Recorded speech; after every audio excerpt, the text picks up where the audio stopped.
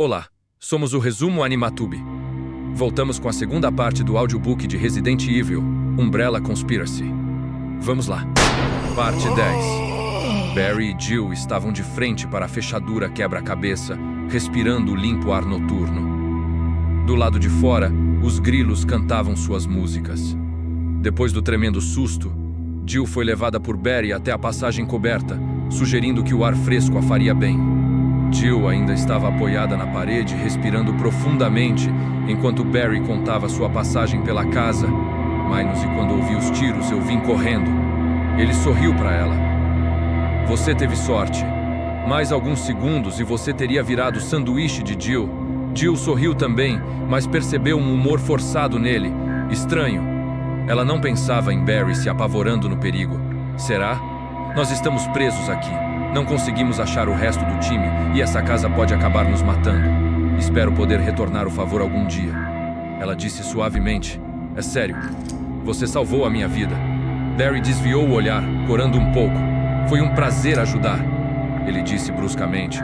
Seja mais cuidadosa. Esse lugar é perigoso. Jill acenou. Ela esteve muito perto da morte, mas precisavam encontrar Chris e Wesker.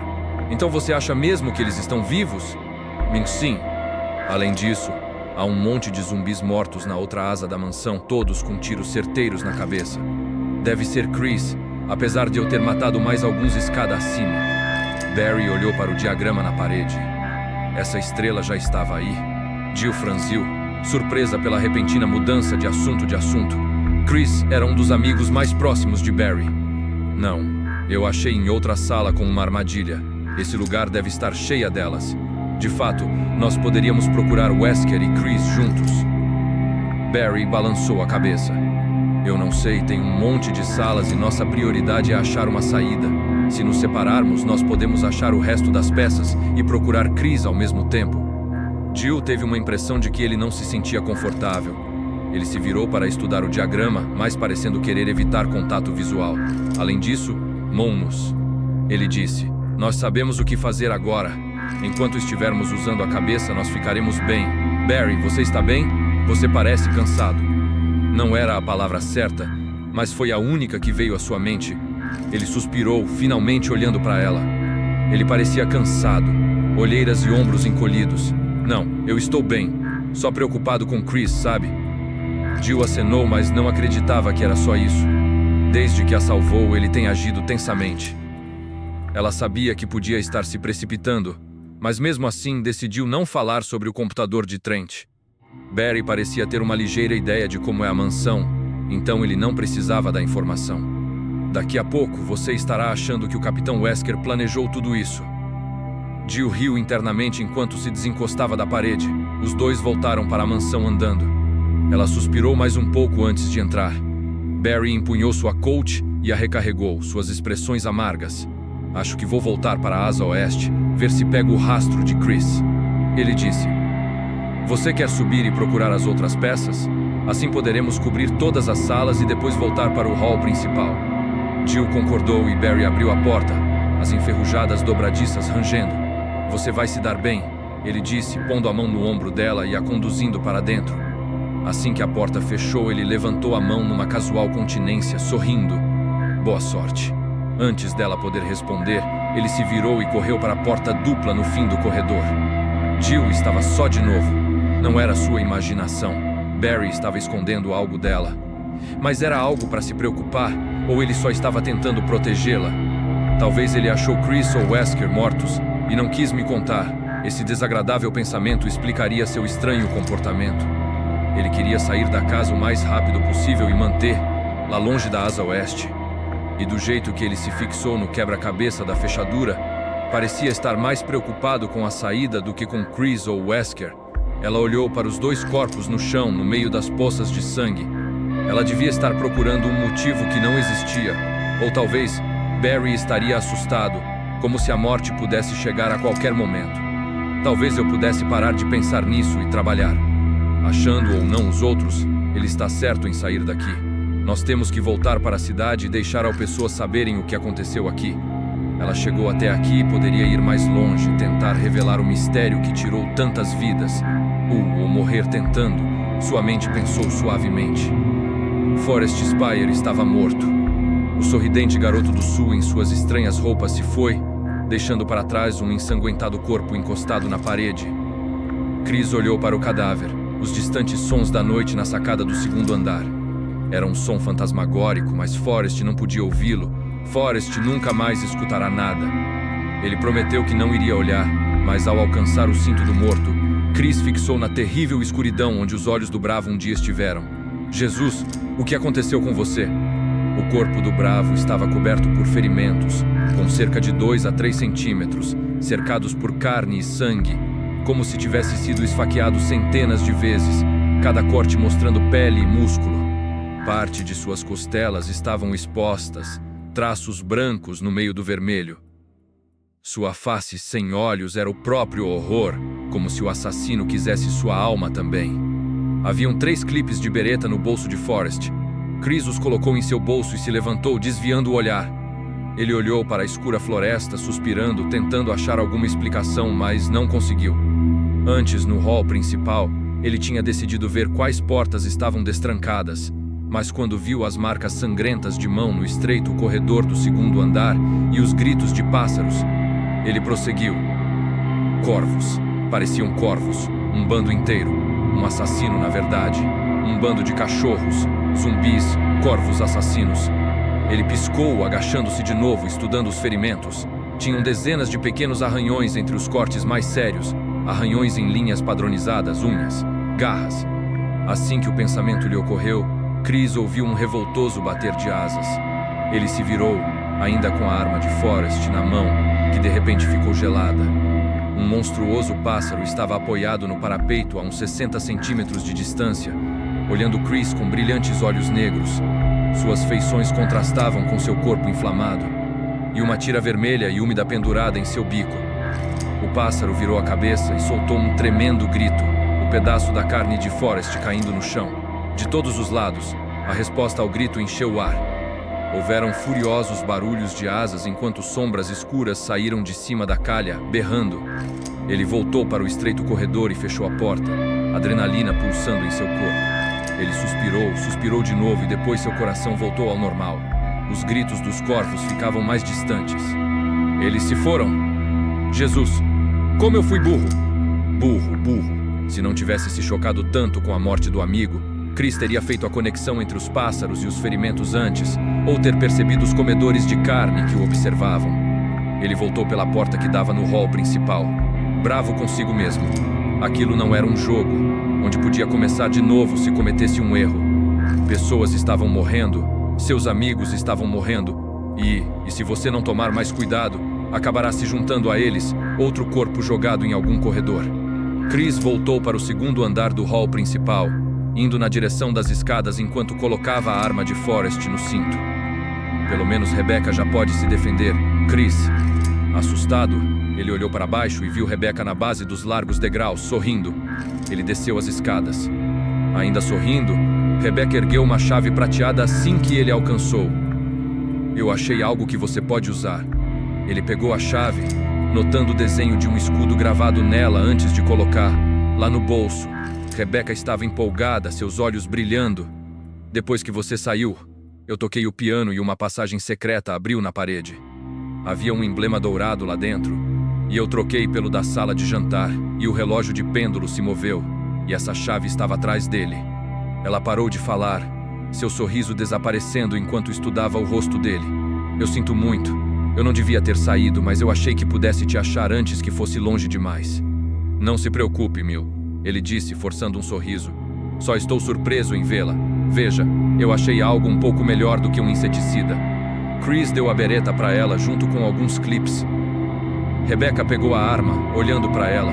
Quando olhou para cima de novo, seu olhar ficou sério e intenso. De quem era? Chris pensou em mentir, mas viu que ela não acreditaria e de repente percebeu o que o fazia ser tão protetor. Claire. Isso. Rebecca o fazia lembrar de sua irmã, de seu sarcasmo adolescente e pela leve semelhança com a qual usavam o cabelo. Olha, Miss, ela disse, eu sei que você se sente responsável por mim e eu admito que sou um pouco nova nisso, mas eu faço parte de uma equipe e esconder os fatos pode acabar me matando.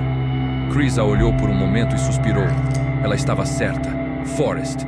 Eu o achei no lado de fora. Ele foi morto por um bando de corvos. Kenneth também está morto. Uma súbita angústia passou pelos olhos dela, mas acenou firmemente, mantendo seu olhar no dele. Certo. Então o que faremos agora? Ele subiu a escada, esperando não estar cometendo outro erro. Acho que podemos tentar outra porta. Wesker não ouviu muito da conversa entre Barry e Jill, mas depois do abafado, boa sorte do senhor. Burton, ele ouviu a porta abrir e fechar em algum lugar perto, e um pouco depois o pesado som de botas contra a madeira, seguido por outra porta fechando. O corredor do lado de fora ficou vazio. Parece que achei a sala certa para esperar. Ele usou a chave de capacete para se trancar numa pequena sala de estudo, o lugar perfeito para monitorar o progresso do time. Não só podia ouvi-los vir e voltar, como era capaz de ir direto para o laboratório. Ele segurou a peça do vento sob a luz da luminária da mesa, sorrindo. Foi muito fácil mesmo. Ele tinha passado pela estátua depois de conversar com Barry e lembrou que ela tinha um compartimento secreto. Para não perder tempo procurando, ele simplesmente a jogou do segundo andar da sala de jantar. Ela não continha nenhuma das peças, mas sim uma brilhante joia azul. Havia outra sala perto da de jantar, onde ficava a estátua do busto de um tigre com um olho vermelho e outro azul, um dos mecanismos que se lembrou de uma visita. Uma rápida olhada na estátua confirmou sua suspeita. Ambos os olhos estavam faltando. Quando ele colocou a azul no lugar certo, o tigre girou e mostrou uma das peças. Com isso, Wesker ficou um passo mais perto de completar sua missão.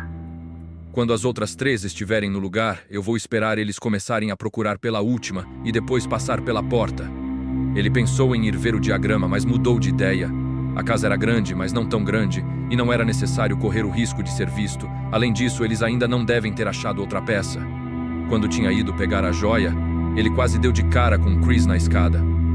Chris tinha achado a recruta e estavam procurando por mim pistas. Além disso, esta sala é confortável. Talvez eu cochile um pouco enquanto eles se viram. Ele se inclinou na cadeira da mesa, contente pelo que fez até agora. O que poderia ter sido um desastre estava ficando bom, graças a alguns planos de sua parte. Ele já achou uma das peças. Tinha Barry e Jill trabalhando para ele, e teve a grande sorte de se deparar com Ellen Smith enquanto esteve na biblioteca. É doutora Ellen Smith. Muito obrigado. Depois de achar a peça do vento, ele foi até a biblioteca para checar a pequena sala de onde se podia ver o heliporto. A porta estava bloqueada por uma estante. Uma rápida procura não revelou nada de útil. E quando ele decidiu ver a sala dos fundos, Dr. Smith apareceu para cumprimentá-lo. Wesker esteve tentando arranjar um encontro com ela desde que foi movido para Raccoon, atraído por suas longas pernas e por seus platinados cabelos loiros. Ele sempre tendeu a loiras, principalmente as espertas. Ela não só o ignorou várias vezes, como nunca foi gentil sobre isso. Quando ele a chamou de Ellen, ela friamente o informou que era sua superior e uma doutora, e queria ser tratada como tal. Se ela não fosse tão atraente, ele nunca teria se incomodado com isso. Mas agora, como a sua beleza desapareceu, Dr. Ellen, Wesker fechou os olhos, sorrindo, revivendo a experiência. Foi o cabelo loiro que a entregou enquanto saía de trás da estante, gemendo e indo até ele. As pernas dela ainda eram longas, mas perderam quase todo o seu charme, sem mencionar a pouca quantidade de pele. Ele tinha dito. Depois 2 tiros na cabeça, e ela caiu. Wesker não gostava de se achar um homem superficial, mas atirar naquela mulher foi maravilhoso, não, profundamente gratificante. Quem sabe eu acho a praga do Sarton nos laboratórios. Depois de alguns momentos, Wesker se levantou e se espreguiçou, virando para dar uma olhada nos livros da prateleira atrás dele. Ele estava ansioso para sair de lá, mas vai levar um tempo para que os outros encontrem as peças. Ele franziu, tentando entender os títulos técnicos. Um dos livros se chamava FAGMIDS, Alpha Complementation Vectors Fagemidas, complementação alfa de vetores. O do lado era cDNA Libraries e Electrophoresis Conditions, bibliotecas de cDNA e condições de eletroforese. Textos de bioquímica e diários médicos, ótimo. Talvez ele deu uma cochilada. Só de ler os nomes já estava dando sono. Ele o pegou, agradecido em ver um título que podia ler, mesmo tão idiota como Eagle of East, Wolf of West. Águia do Leste, Lobo do Oeste. Espere, é a mesma coisa escrita na fonte, não podia ser. Os cientistas estavam loucos, mas não iriam lacrar o laboratório. Não tinha motivos para isso. Ele abriu o livro quase desesperadamente, rezando para estar errado, e suspirou com raiva para o que estava nas fingidas e coladas páginas do livro.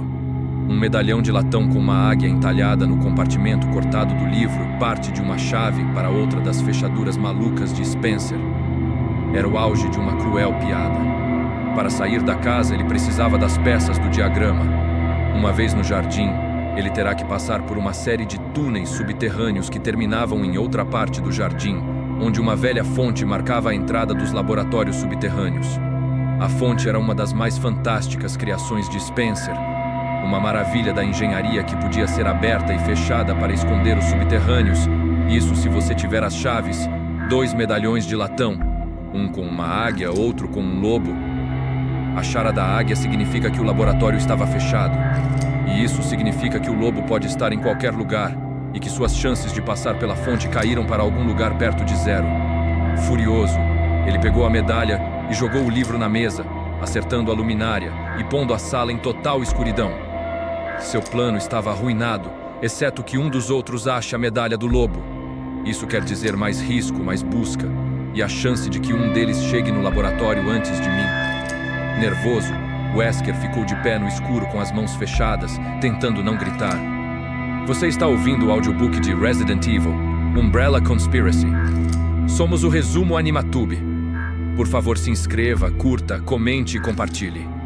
Além disso, você também poderá ver outros conteúdos por aqui. E se quiser, adquirir produtos em nossos links e lojas parceiras.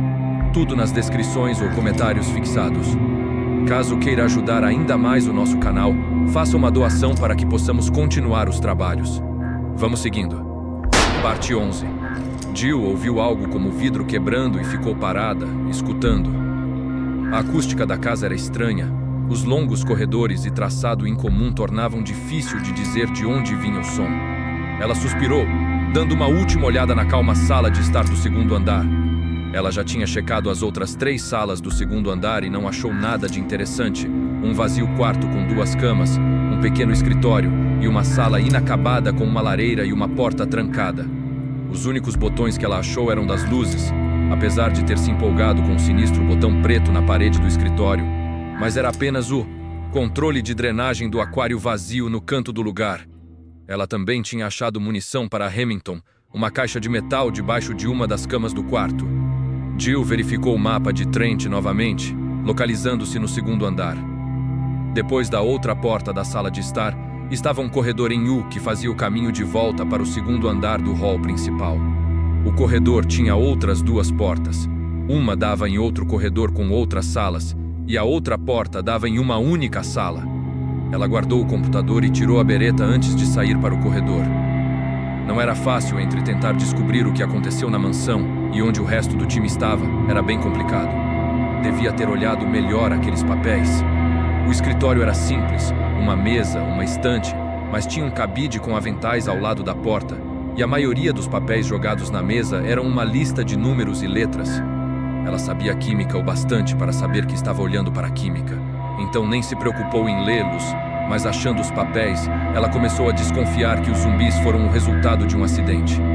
A mansão era mantida bem demais para ter vindo de dinheiro privado, e o fato de ter mantido em segredo por tanto tempo merece uma olhada. Devia ter alguns meses de poeira em quase tudo, que coincide com os primeiros ataques em Raccoon. Se alguém na casa estivesse fazendo experiências e algo de errado aconteceu. Algo que os tornou em zumbis, e isso é meio ilógico. Só que fazia mais sentido do que qualquer outra coisa. Sobre o time, Barry estava agindo estranho, Chris e Wesker ainda estavam desaparecidos. Nada de novo aí. E não haverá nada de novo se você não se mexer. Certo. Jill cortou os pensamentos e saiu para o corredor. Ela sentiu o cheiro antes mesmo de ver o zumbi caído no chão. As pequenas arandelas na parede iluminavam o corpo irregularmente, refletindo o escuro tom avermelhado do corredor. Ela mirou-a no corpo estendido e escutou uma porta fechando em algum lugar próximo. Barry. Ele tinha dito que estaria na outra asa da mansão, mas talvez ele achou algo e veio falar com ela. Ou talvez se encontraria finalmente com alguém do time. Sorrindo, ela correu pelo corredor, ansiosa para ver outro rosto familiar. Ao se aproximar da curva, uma onda de decadência passou por ela e a criatura caída agarrou sua bota com uma incrível força. Assustada, Jill abriu os braços para se equilibrar, gritando enquanto o zumbi aproximava sua boca da bota dela.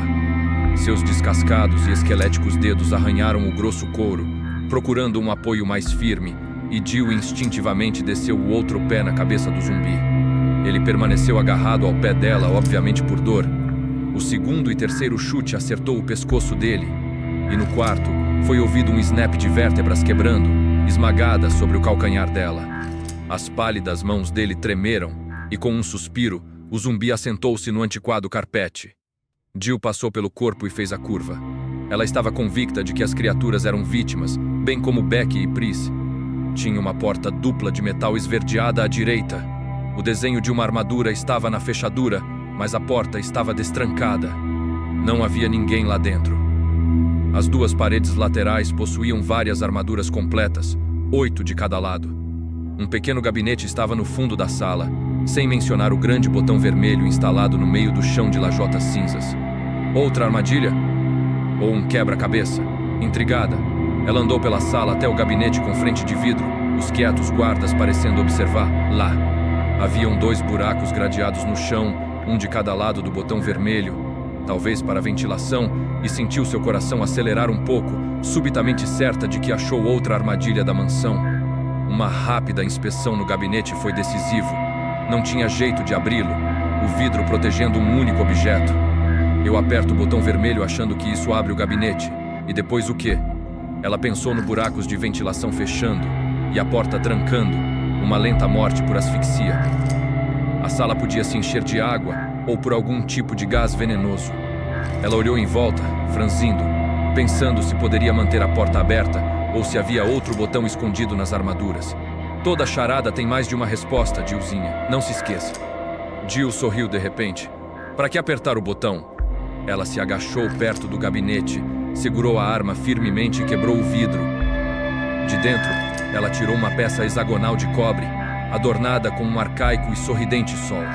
Ela sorriu de volta para ele, contente com sua solução. Parece que um dos truques da mansão podia ser trapaceado. De volta ao corredor vermelho sangue, ela parou por um momento, segurando a peça. Ela podia continuar procurando por quem tinha fechado a porta ou colocar a peça no diagrama. Por mais que ela quisesse achar os amigos, Barry estava certo em precisarem fugir da mansão.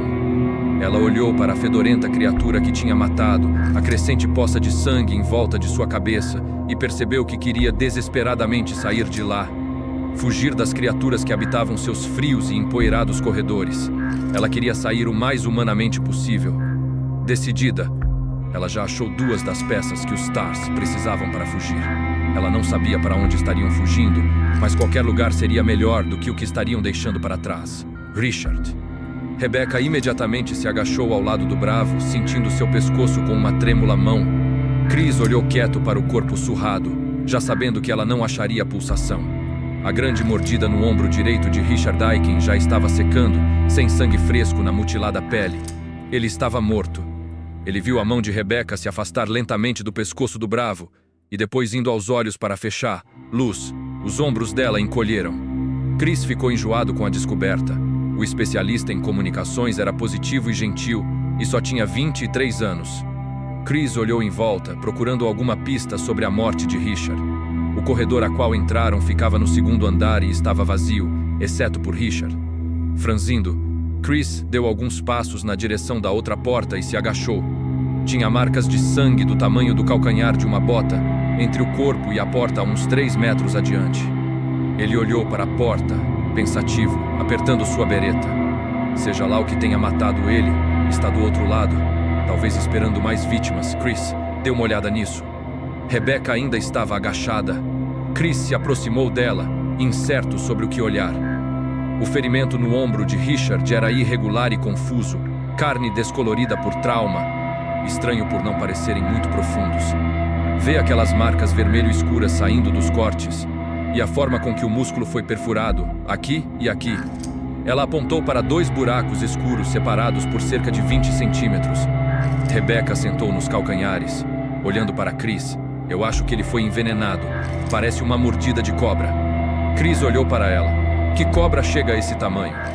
Ela balançou a cabeça, ficando de pé. Me pegou. Pode ter sido outra coisa.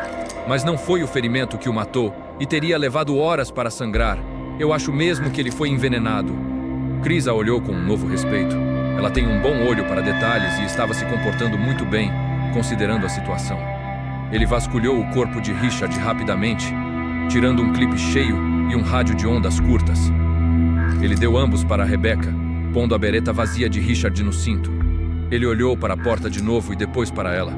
A coisa que matou ele está lá, então teremos que ser cuidadosos. Ela disse. Sem outra palavra, ela andou para a porta e esperou por ele. Eu tenho que parar de pensar nela como sendo uma criança. Ela já viu quase todos os bravos mortos. Ela não precisava ser dita para ficar para trás. Ele acenou e Rebecca girou a maçaneta, ambos erguendo suas armas enquanto entravam num estreito corredor. Bem à frente, estavam alguns degraus de madeira que davam em uma porta. Um pouco à frente, à esquerda deles, o corredor continuava, outra porta ao fundo. Havia marcas de sangue espalhadas na parede beirando os degraus. Chris estava certo de que eram de Richard. O assassino dele estava atrás daquela porta. Ele foi para a curva do corredor, cochichando. Você pega aquela porta. Se tiver problemas, volte aqui e espere. Nos encontraremos em 5 minutos. Rebecca acenou e desceu o corredor. Chris esperou até ela entrar antes de subir os degraus, seu coração golpeando solidamente suas costelas.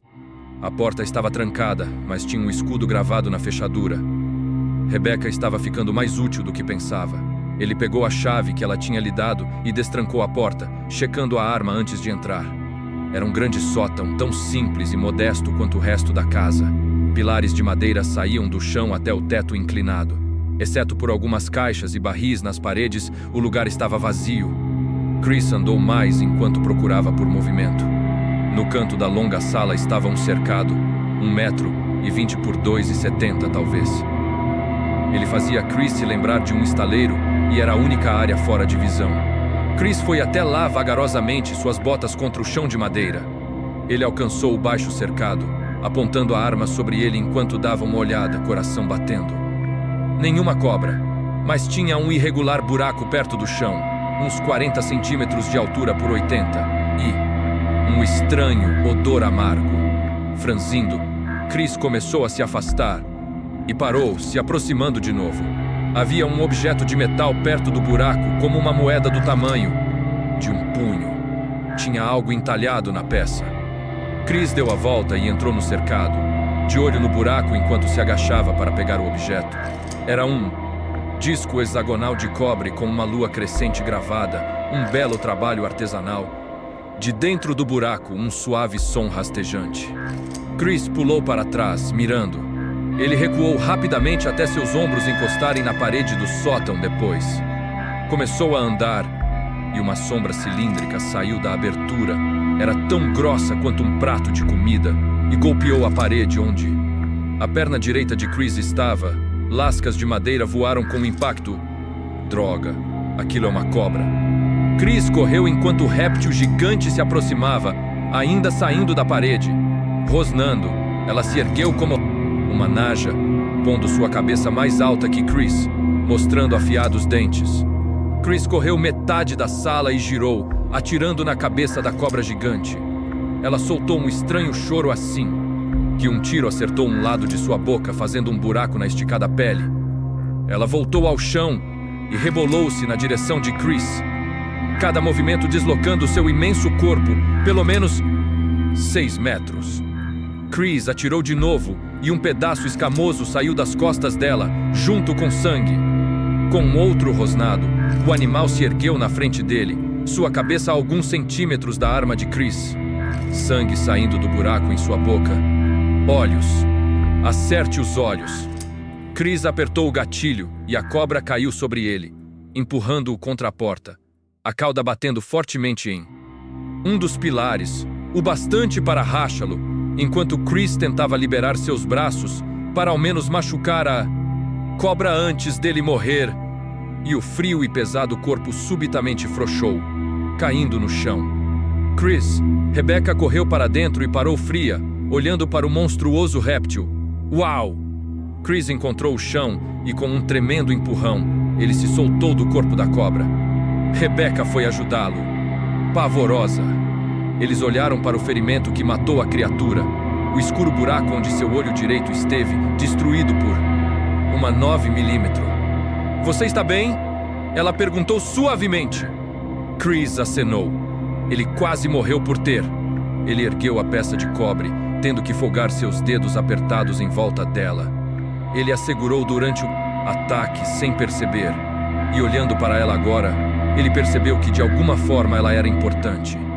Talvez porque você quase virou comida de cobra por pegá-la. Rebecca a pegou passando o dedo sobre a lua gravada no metal. Você achou algo? Ele perguntou. Rebecca balançou a cabeça. Mesa, 2 estantes. Para que é isso, afinal? Chris olhou para o olho baleado da cobra, pensando no que teria acontecido se tivesse errado aquele tiro. Nós descobriremos pelo caminho. Vamos sair daqui, ele disse. Rebecca lhe devolveu a peça e juntos eles saíram do frio sótão. Chris nunca percebeu, mas assim que fechou a porta, ele descobriu que odiava cobras. Barry subiu as escadas do hall principal correndo, o nó em seu estômago apertando a cada passo. Ele abriu todas as portas que pôde na asa oeste e não achou nada. Ele pensava nas mesmas imagens enquanto subia os degraus. Kathy, Moira e Polly, aterrizadas e sofrendo nas mãos de estranhos na própria casa. Kathy sabia a combinação do cofre de armas no porão, mas as chances de descer a escada antes que alguém entre. Barry chegou no primeiro patamar e respirou fundo. Kathy nunca pensaria em correr para as armas se ouvisse alguém quebrando as janelas. Sua primeira atitude seria ver se as meninas estavam bem. Se eu não achar aquelas peças logo, nada ficará bem. Ele não viu telefones ou rádios em parte alguma. Se Wesker conseguir chegar ao laboratório, como ele vai cancelar os assassinos da White Umbrella? Barry alcançou a porta que dava no segundo andar da asa leste. Achado as peças. Caso não, ele teria que voltar para a asa oeste e fazer os móveis em pedacinhos. Barry não sabia onde Wesker estava, mas sabia que o desgraçado apareceria em breve. Ele abriu a porta que dava num corredor vermelho escuro e se deparou com Chris e Rebecca saindo de uma porta à sua direita. Chris se iluminou com um sorriso. Barry, o jovem homem foi até ele e o abraçou, ainda sorrindo.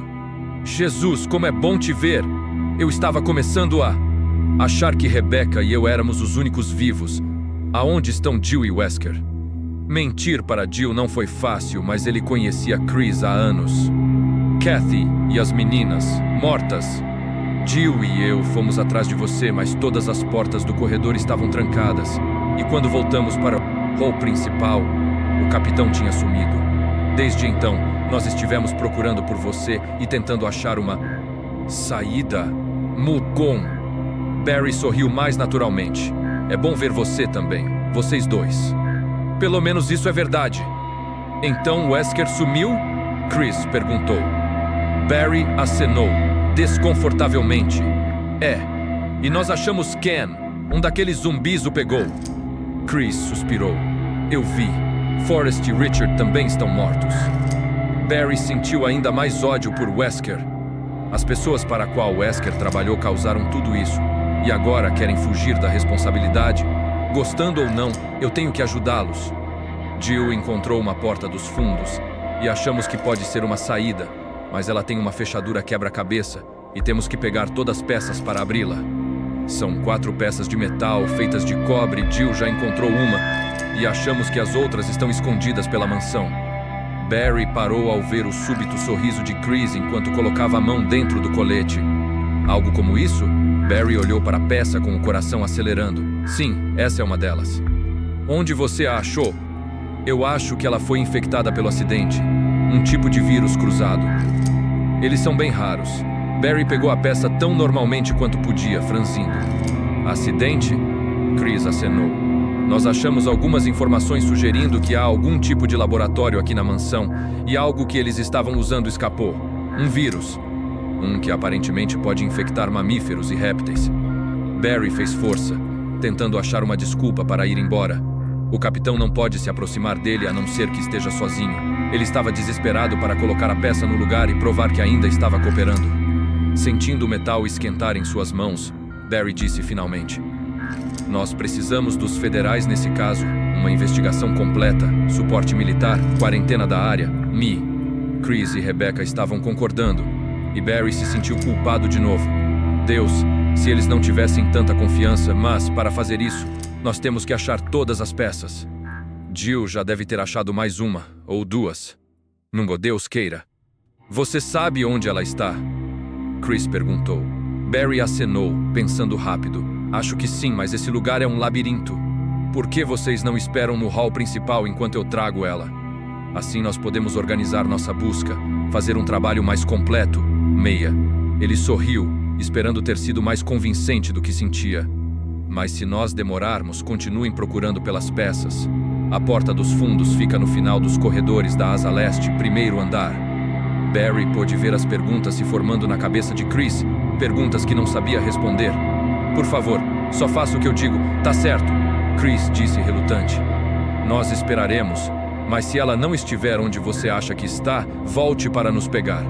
Nós teremos mais chances nesse lugar se ficarmos juntos. Barry acenou, e antes que Chris pudesse dizer algo, ele se virou e correu pelo escuro corredor. Com a incerteza na voz de Chris e a hesitação em seus olhos, Barry quis desesperadamente alertar seu amigo sobre a traição de Wesker. Sair correndo foi o melhor jeito de evitar algo que pudesse causar arrependimento, algo que pudesse matar sua família.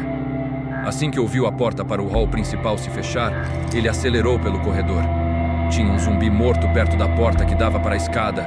Barry o pulou, o cheiro desaparecendo enquanto passava pelo corredor conector. Ele descia a escada enquanto pensava na sua traição. Você é um mentiroso, Barry, usando seus amigos como Wesker o usou, brincando com suas confianças. Você devia ter, nos dito a verdade, nos te ajudar a pôr um fim nisso. Barry parou de pensar assim que abriu a porta metálica para a passagem coberta. Ele não podia arriscar, e se Wesker estivesse escutando? Barry alcançou o diagrama e parou. Alívio passou por ele, frio e suor. 3 das 4 aberturas estavam preenchidas, o sol, o vento e a estrela no lugar.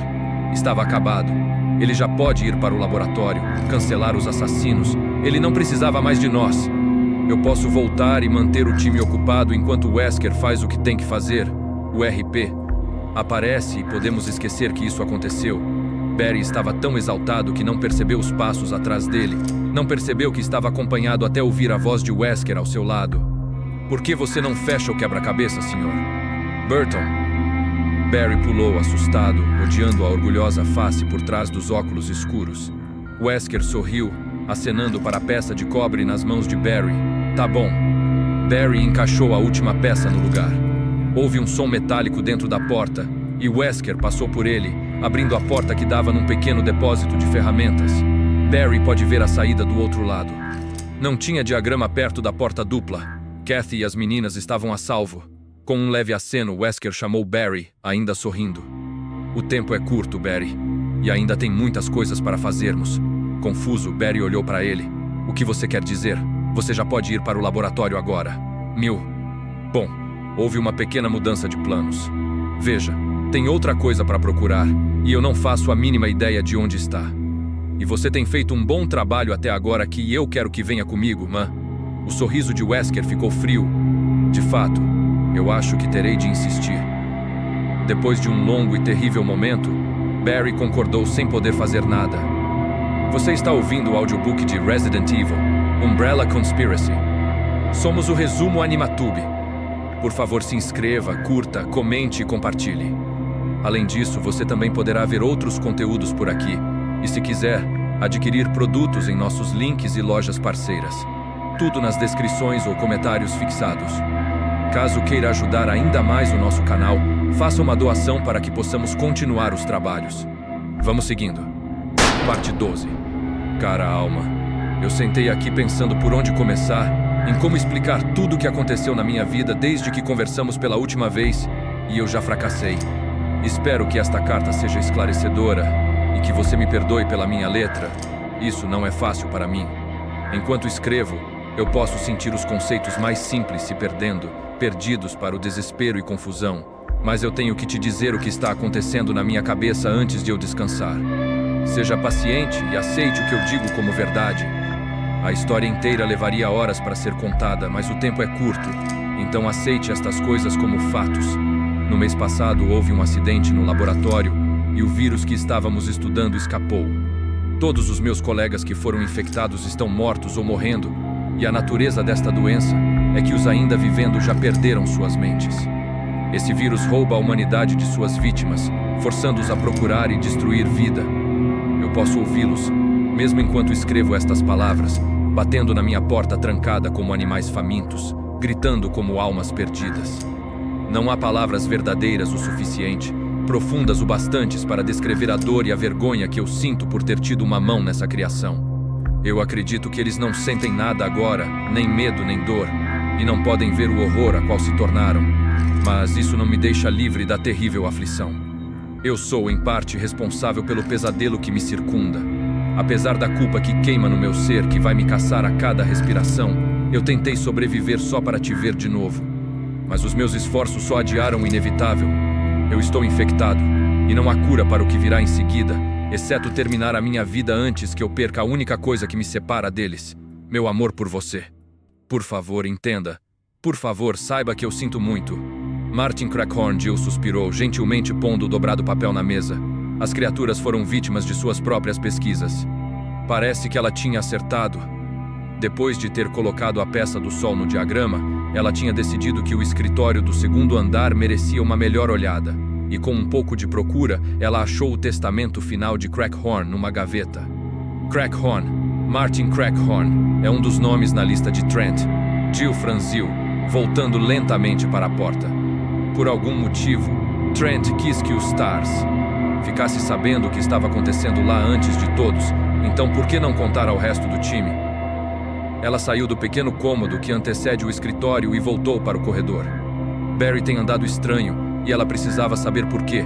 Ela poderia receber uma resposta clara se perguntasse de uma vez. Ou não. De qualquer forma, isso me dirá algo. Jill parou na frente da escada, respirando, e percebeu que algo estava diferente. Ela olhou em volta, tentando descobrir o que seus sentidos lhe diziam. Está mais quente, só um pouco. E o ar não está tão mal cheiroso, como se uma janela tivesse sido aberta. No final dos degraus, ela viu que a porta que dividia os dois corredores estava aberta. Dava para ouvir o distante som dos grilos, sentir o ar fresco da noite. Ela correu para o corredor mais escuro e foi para a direita, e pôde ver a porta para a passagem coberta, aberta. Ela correu mais, sentindo o limpo ar contra sua pele enquanto contornava o canto arredondado, e deu uma curta e triunfante risada ao ver as 4 peças no diagrama. Uma quente brisa vinha da sala que as peças abriram. Um pequeno depósito de materiais de jardinagem. A porta dupla metálica na parede oposta estava aberta, e Jill pode ver a luz da lua na parede cinza de tijolos. Barry estava certo. A porta dava para o lado de fora. Eles podiam pedir ajuda agora, achar uma trilha segura pela floresta ou algum sinal, mas se Barry achou as peças perdidas, por que ele não me procurou? O sorriso de Jill sumiu assim que entrou no depósito, olhando as empoeiradas caixas e barris alinhados nas acinzentadas paredes. Barry sabia onde ela estava. Tinha sugerido que ela ficasse no segundo andar da asa leste. Pode ser que Barry não a tenha aberto. Verdade, pode ter sido Chris, Wesker ou um dos bravos. Se for o caso, ela podia voltar para a mansão e procurar por Barry. Mas ela tinha que admitir que a ideia de voltar para a mansão, com uma possível saída na frente dela, não era tão atrativa. Ela empunhou a arma e foi para a porta externa, sua decisão feita. A primeira coisa que percebeu foi o som de água correndo entre leves ruídos da floresta, como uma cachoeira.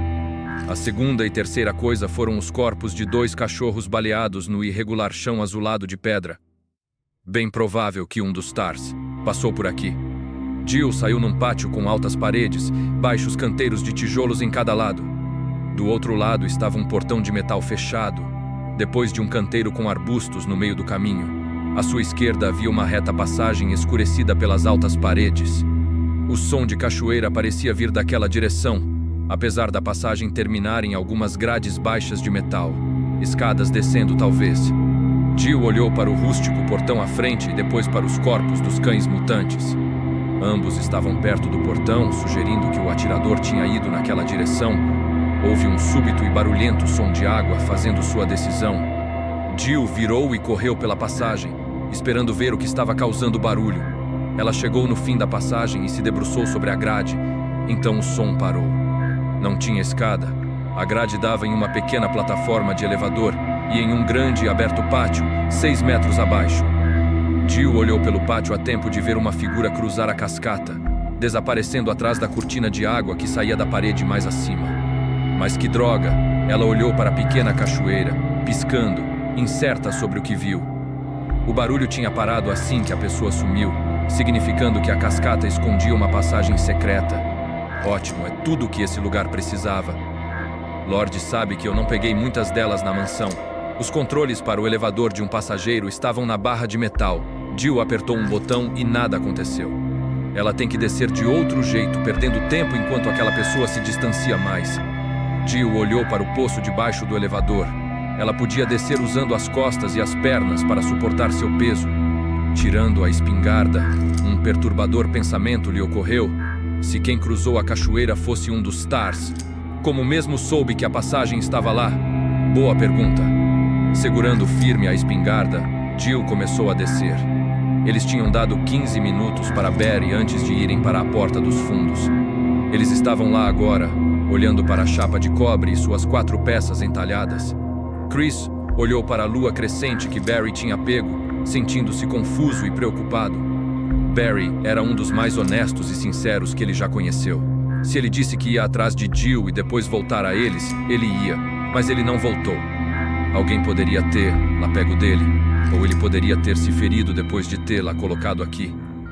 As possibilidades pareciam não acabar, e nenhuma delas era boa. Suspirando, ele virou para Rebecca. Independente do que aconteceu com Barry, nós devemos ir em frente. Esta pode ser a única saída. Rebecca sorriu um pouco. Tudo bem, parece bom sair daqui, sabe? É mesmo, ele disse. Ele não percebeu como tinha se acostumado à fria atmosfera da mansão até sair dela. A diferença era incrível. Rebecca checou sua arma pela 100ª vez desde que saíram do hall principal, mordendo o lábio inferior tensamente. Chris pensou se havia alguma coisa que podia ajudá-los em caso de combate. O treinamento dos Stars. Cobria o básico, mas atirar numa tela de televisão com uma arma de brinquedo estava longe da realidade. Ele sorriu de repente, lembrando das palavras de conhecimento que aprendeu em sua primeira operação, uma estadia com um pequeno grupo de sobrevivência no norte do estado de Nova York. Chris estava apavorado e tentando não mostrar isso. O capitão da missão era um especialista em explosivos, uma breve mulher chamada Kaylor. Ela o chamou antes de entrar em ação, olhou-o de cima a baixo e deu um único conselho, o melhor que já recebeu. Filho, Miruzela disse, não importa o que esteja acontecendo, quando o tiroteio começar, tente não molhar as calças. Por que você está sorrindo? Chris balançou a cabeça, o sorriso indo embora. Ele não achava que isso funcionaria com a Rebecca. É uma longa história. Vamos, eles saíram do depósito. Eles agora estavam num tipo de pátio com altas paredes de tijolos cinzas, uma passagem à esquerda deles. Chris podia ouvir água corrente por perto e o triste choro de um cão ou coiote na distância. Por falar em cães, haviam 2 deles mortos mais à frente, iluminados pela suave luz da lua. Chris foi até um deles e se agachou, tocando sua costela. Ele rapidamente tirou a mão de lá, de cara feia. O cachorro mutante estava pegajoso e quente. Chris levantou, secando sua mão na calça. Não morreu há muito tempo, menos de 1 hora. Tinha um enferrujado portão depois de um canteiro na frente deles. Chris acenou para Rebecca enquanto iam para ele. Chris empurrou o portão e ele abriu, rangendo as dobradiças, revelando um imenso reservatório, mais ou menos metade de uma piscina olímpica. Escuras árvores verdes cercavam o lugar atrás de um baixo parapeito. Eles avançaram, parando na beira da piscina. Não tinha uma passagem completa em volta do reservatório, mas Chris pode ver um caminho sob a água. Haviam 2 escadas fixas, uma de cada lado, e o caminho foi, obviamente, submerso. Chris estudou a situação por um momento, imaginando como alguém pudesse chegar do outro lado com a piscina cheia. Sem falar, eles desceram e começaram a cruzar a piscina de pedra, suas botas em contato com as escorregadias pedras, a fria umidade os envolvendo. Chris rapidamente subiu a outra escada, ajudando Rebecca logo em seguida. As árvores pareciam margear a passagem até o fim do reservatório, passando por cima da comporta. Eles deram alguns passos quando começou a chover. Chris franziu, sua mente lhe dizendo que não deveria ouvir gotas de chuva sob o som de uma cachoeira. Ele olhou para cima e viu um galho quebrado cair. Um galho que caiu no chão e deslizou sob as pedras. Não era chuva e aquilo não era um galho. E já haviam dezenas delas no chão, gritando e se rastejando. Os dois estavam cercados por cobras. Droga! Assustada, Rebecca olhou para Chris. O chão tinha ganhado vida, escuras sombras vindo de cima e se amontoando aos seus pés. Rebecca ergueu a arma enquanto Chris agarrava seu braço. Corra! Eles correram, Rebecca gritando sem perceber assim que um grosso e balançante corpo caiu em seu ombro, e depois no chão. A passagem zigue-zagueava e eles correram pelas sombras, seus pés esmagando carne borrachosa, desequilibrando-os. Era a única saída. Eles se apertaram na plataforma e Rebecca apertou os botões, sua respiração acelerada. Chris virou e atirou várias vezes, os tiros desaparecendo sob o som de uma cachoeira enquanto Rebecca achava o botão certo e eles começavam a descer. Rebecca virou para ajudar Chris e se assustou com a quantidade de cobras, uma pulando em cima da outra, praticamente escondendo o chão. Ela tentou se acalmar assim que o chão passava na altura dos olhos. Ambos olharam para cima esperando os corpos começarem a cair. Quando a base estava a centímetros do chão, eles pularam, se afastando da parede. Ambos desacelerando o coração, Rebecca olhou para o pátio a qual estavam. Era grande, cercada por altas paredes e chão de pedras azuladas. A água do reservatório acima caía em duas piscinas menores naquele pátio e tinha um único portão do outro lado. E nenhuma cobra. Ela suspirou mais uma vez, depois virou para Chris. Você foi mordido? Ele balançou a cabeça. Você? Não. Mip, bip, bip. O rádio. Rebecca o tirou do cinto, esquecendo-se das cobras. Era o som que ela esteve esperando desde que encontrou Richard. Eles estavam sendo contatados. Pode ser a equipe de busca. Ela ergueu o rádio para que os dois pudessem ouvir. Estática aparecia entre suaves ondas de sinal. Vindos aqui é Brad. Alpha Team, se você pode ouvir isso. A voz desapareceu na estática. Brad, responda. O sinal se foi. Ambos escutaram mais um pouco e nada mais apareceu. Ele deve ter saído do alcance, Chris disse. Ele suspirou e caminhou pelo aberto pátio, olhando para o escuro céu acima. Rebecca colocou o rádio em seu cinto, sentindo-se mais esperançosa. O piloto estava lá fora em algum lugar, voando por aí, procurando por eles. Agora que estavam fora da mansão, eles são capazes de receber o sinal, caso ele volte. Rebecca foi até Chris, que achou outro pequeno elevador embutido na parede, no canto em frente à cachoeira. Estava sem energia. Chris virou para o portão, trocando de clipe. Devemos ver o que tem atrás da porta número 1. A não ser que voltem pelas cobras, aquela era a única opção. Rebecca sorriu e acenou, querendo que ele soubesse que estava pronta, esperando estar caso alguma coisa aconteça. Parte 13. Jill parou na beira de um grande poço no úmido túnel, olhando para a porta do outro lado. O buraco era muito comprido para pular com segurança, e não tinha jeito de descer. Ela tinha que voltar e tentar a porta ao lado da escada de mão. Seu suspiro tornou-se uma tremedeira. O úmido frio emanando das paredes de pedra não seria pior se seu corpo não estivesse molhado. Ótima passagem secreta. Para usá-la, você tem que pegar pneumonia. Um brilho de metal refletiu em seus olhos e ela se virou, tirando o cabelo molhado dos olhos.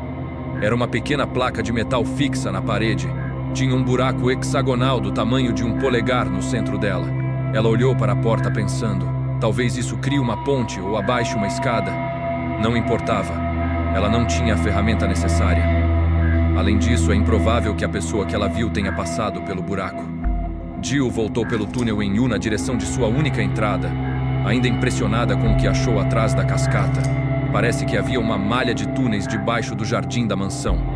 As paredes eram duras e irregulares, lembrando a casca de um abacaxi. Ela alcançou a porta do lado da escada, fazendo força para não bater os dentes com o vento que vinha do pátio acima. O som da cachoeira era estranhamente baixo. Podia-se ouvir o som de gotas pingando, dando um ar medieval aos túneis. Ela abriu a porta e congelou, sentindo uma onda de emoções assim que Barry Burton apareceu à sua frente, de arma na mão.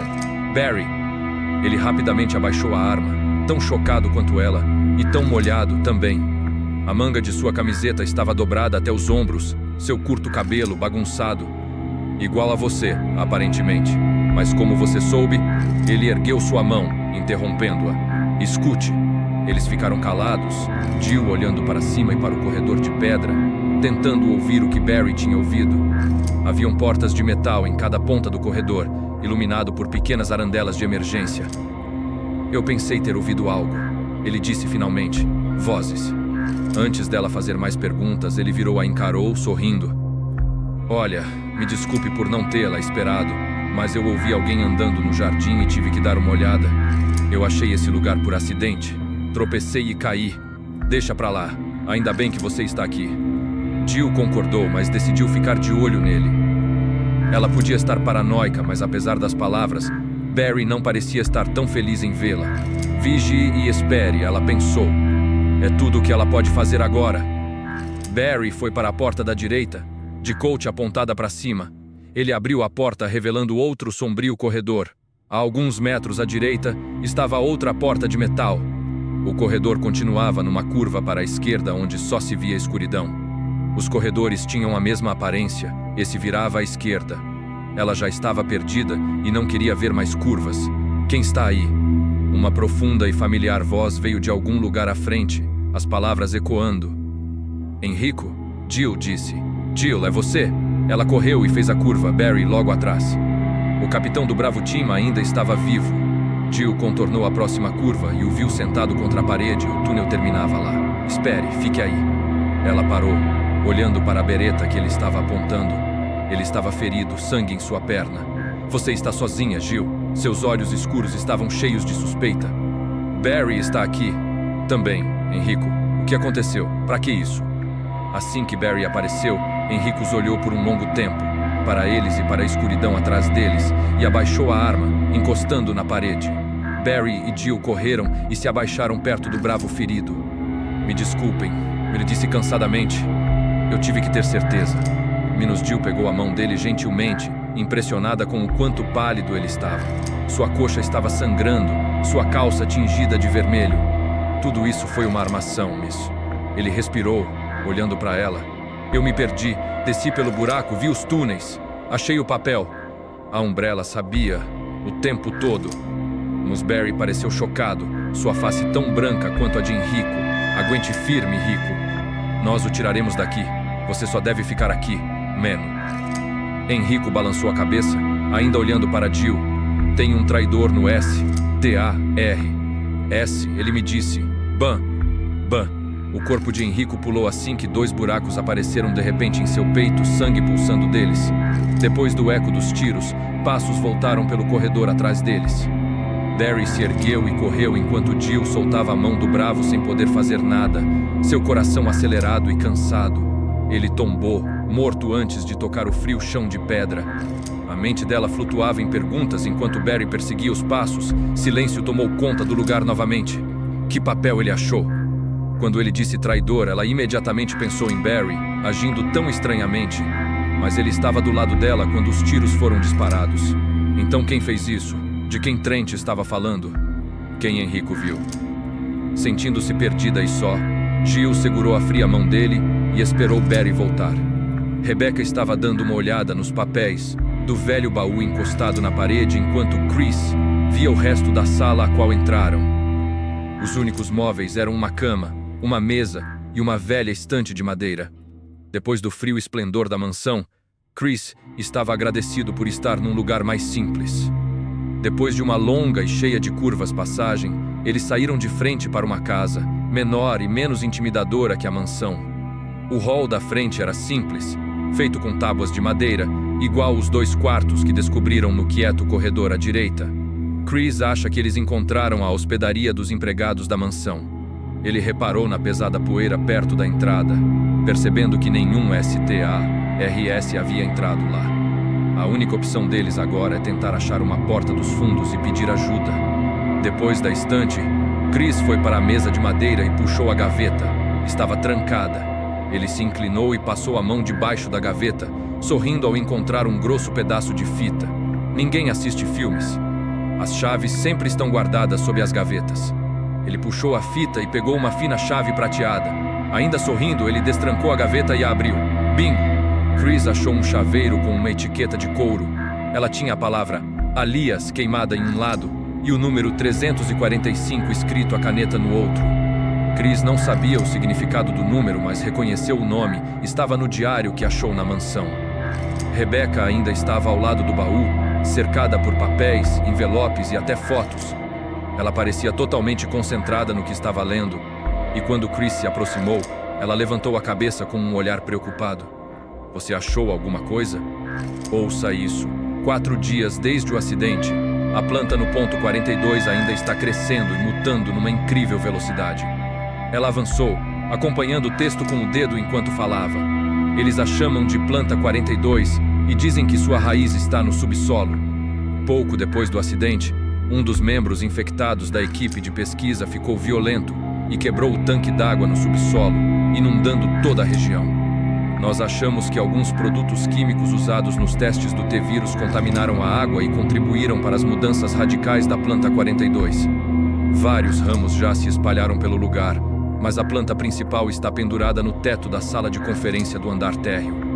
Nós determinamos que a planta 42 se tornou sensível a movimentos e agora é carnívora. Quando próxima de humanos, ela usa seus tentáculos para capturar a presa enquanto adaptações se lançam na pele exposta e sugam quantidades fatais de sangue. Vários membros da equipe já foram vítimas dela. Está datada de 21 de maio e assinado por Henry Sarton. Chris balançou a cabeça, imaginando como alguém pode inventar um vírus como esse. Deus, agora uma planta comedora de gente. Chris ficou agradecido por estarem partindo em breve. Então o vírus infecta plantas também, ele disse. Quando relatarmos isso, nós teremos que... Não é assim. Ela disse. Ela deu uma foto para ele, suas expressões tristes. Era a tremida foto de um homem de meia-idade usando um avental de laboratório. Ele estava de pé na frente de uma porta de madeira, e Chris percebeu que era a mesma porta a qual entraram há menos de 10 minutos, a porta da frente da hospedaria. Ele virou a foto, lendo a pequena inscrição no verso. H. Sarton, janeiro de 98.42. Ele olhou para Rebecca, finalmente entendendo seu olhar assustado. Eles estavam no ponto 42. A planta carnívora estava lá. Wesker estava no escuro túnel, sua irritação crescendo enquanto ouvia Barry andando pelo corredor. Jill não esperaria para sempre, e o enfurecido senhor. Burton não pode perceber que o assassino de Enrico estava escondido bem à frente. O lugar mais óbvio. Vamos. Desde que saíram da mansão, ele finalmente sentiu que as coisas estavam a seu favor. Ele se lembrou da sala no subterrâneo, certo de que a medalha do lobo estaria lá, e os túneis estavam vazios. Ele esperava que os 121 estariam soltos, mas aparentemente ninguém mexeu no mecanismo das passagens desde o acidente. Ele e Barry se separaram para recuperar a manivela que fazia as passagens funcionarem, mas ela estava em cima do painel que controlava a passagem. Tudo teria sido perfeito se o maldito Enrico Marini não tivesse aparecido, achando um papel muito importante que Wesker derrubou acidentalmente, suas ordens, direto do chefe da White Umbrella. E para complicar, Jill apareceu antes que Wesker pudesse acabar com o problema. Wesker suspirou profundamente. Se não era uma coisa, era outra. Na verdade, tudo tem sido uma dor de cabeça desde o começo. Pelo menos os túneis eram seguros, apesar de não saber como o resto estava, e ter que arrastar Barry como garantia. Wesker agora tem que lidar com as consequências. Se o dinheiro não fosse tão bom, ele sorriu. Quem ele estava enganando? O dinheiro era ótimo. Depois do que pareceu ter levado anos, Barry apareceu na escura abertura, movendo seu revólver cegamente. Wesker quis que ele fosse na direção do gerador. Essa parte era perigosa, Barry e Enrico estiveram perto. Assim que Barry se afastou da entrada, Wesker empurrou sua bereta nas costas dele. Na mesma hora, ele começou a falar, baixo e rápido. Eu sei que você quer me matar, Barry, mas eu quero que você pense no que está fazendo. Eu morro, sua família morre. E agora, parece que Jill terá que morrer também. Você vai matar, lá de qualquer forma. Você vai matar todos nós, Wesker suspirou. Isso não é verdade. Você não entende. Eu só quero ir para o laboratório e me livrar de algumas provas antes que alguém as ache. Quando o material estiver destruído, não haverá motivos para mais alguém se ferir. É só nós. Irmos embora. Barry estava quieto e Wesker o deixando acreditar que era simples assim. Wesker esperou mais um pouco antes de pressionar. Tudo que eu quero que você faça é manter Jill ocupada. Ela e qualquer outra pessoa que encontrar a caminho do laboratório, só por um momento, você estará salvando a vida dela. E eu juro que assim que eu fizer o que devo, sua família e você nunca mais ouvirão falar em mim. Ele esperou. E quando Barry finalmente falou, o capitão soube que conseguiu. Onde fica o laboratório? No garoto. Wesker abaixou a arma, ficando sério caso Barry tenha uma boa visão noturna. Ele tirou um papel do colete e deu a Barry um mapa dos túneis para o laboratório. Se por algum motivo você não conseguir manter lá distante, ao menos vá com ela. Tem um monte de portas com trancas. Você pode trancar lá até tudo acabar. Ninguém mais tem que se machuca. Tudo depende de você. Wesker pegou a manivela de ponta hexagonal que deixou ao lado do gerador. Ele olhou Barry por alguns segundos. Viu seus ombros caídos, sua cabeça abaixada. Satisfeito, Wesker virou e saiu do lugar. Barry fará com que ninguém se aproxime do laboratório. Ele saiu daquele túnel, se parabenizando por colocar a situação sob controle enquanto ia para o primeiro mecanismo de passagem. Haviam algumas coisas que Wesker esqueceu de dizer para Barry, como a divisão de segurança experimental que seria ativada assim que ele girar a manivela pela primeira vez. Desculpe-me, Barry. Esqueci de dizer. Seria interessante ver como seu time se daria com os 121, os Hunters caçadores. Seria um espetáculo ver os Stars colocarem suas forças e agilidade contra as criaturas, mas infelizmente ele não presenciará. Era muito ruim, mesmo. Os Hunters estiveram enjaulados por muito tempo. Devem estar com muita fome. Você está ouvindo o audiobook de Resident Evil, Umbrella Conspiracy. Somos o Resumo Animatube. Por favor, se inscreva, curta, comente e compartilhe. Além disso, você também poderá ver outros conteúdos por aqui. E se quiser, adquirir produtos em nossos links e lojas parceiras. Tudo nas descrições ou comentários fixados. Caso queira ajudar ainda mais o nosso canal, faça uma doação para que possamos continuar os trabalhos. Vamos seguindo. Parte 14. Barry está demorando muito. Jill não tinha ideia da extensão dos túneis, mas pelo que viu, todos pareciam iguais. Barry pode ter se perdido tentando voltar. Ou ele encontrou o assassino e sem cobertura. Ele pode não voltar. De qualquer modo, ficar parada não ajudaria muito. Ela se levantou, olhando o pálido rosto do bravo pela última vez e lhe desejando paz antes de sair. O que ele descobriu? Quem era? Enrico só conseguiu dizer que o traidor era ele, mas isso não ajudava muito. Exceto Jill e a novata, o resto dos Stars de Raccoon eram homens. Ela poderia suspeitar de Chris. Ele estava convencido sobre haver algo estranho acontecendo desde o começo, e agora Barry, que estava com ela quando Marine morreu. Brad Vickers não era do tipo perigoso. Joseph e Kenneth estavam mortos. Só nos resta Rickard Aiken, Forrest Spire e Albert Wesker.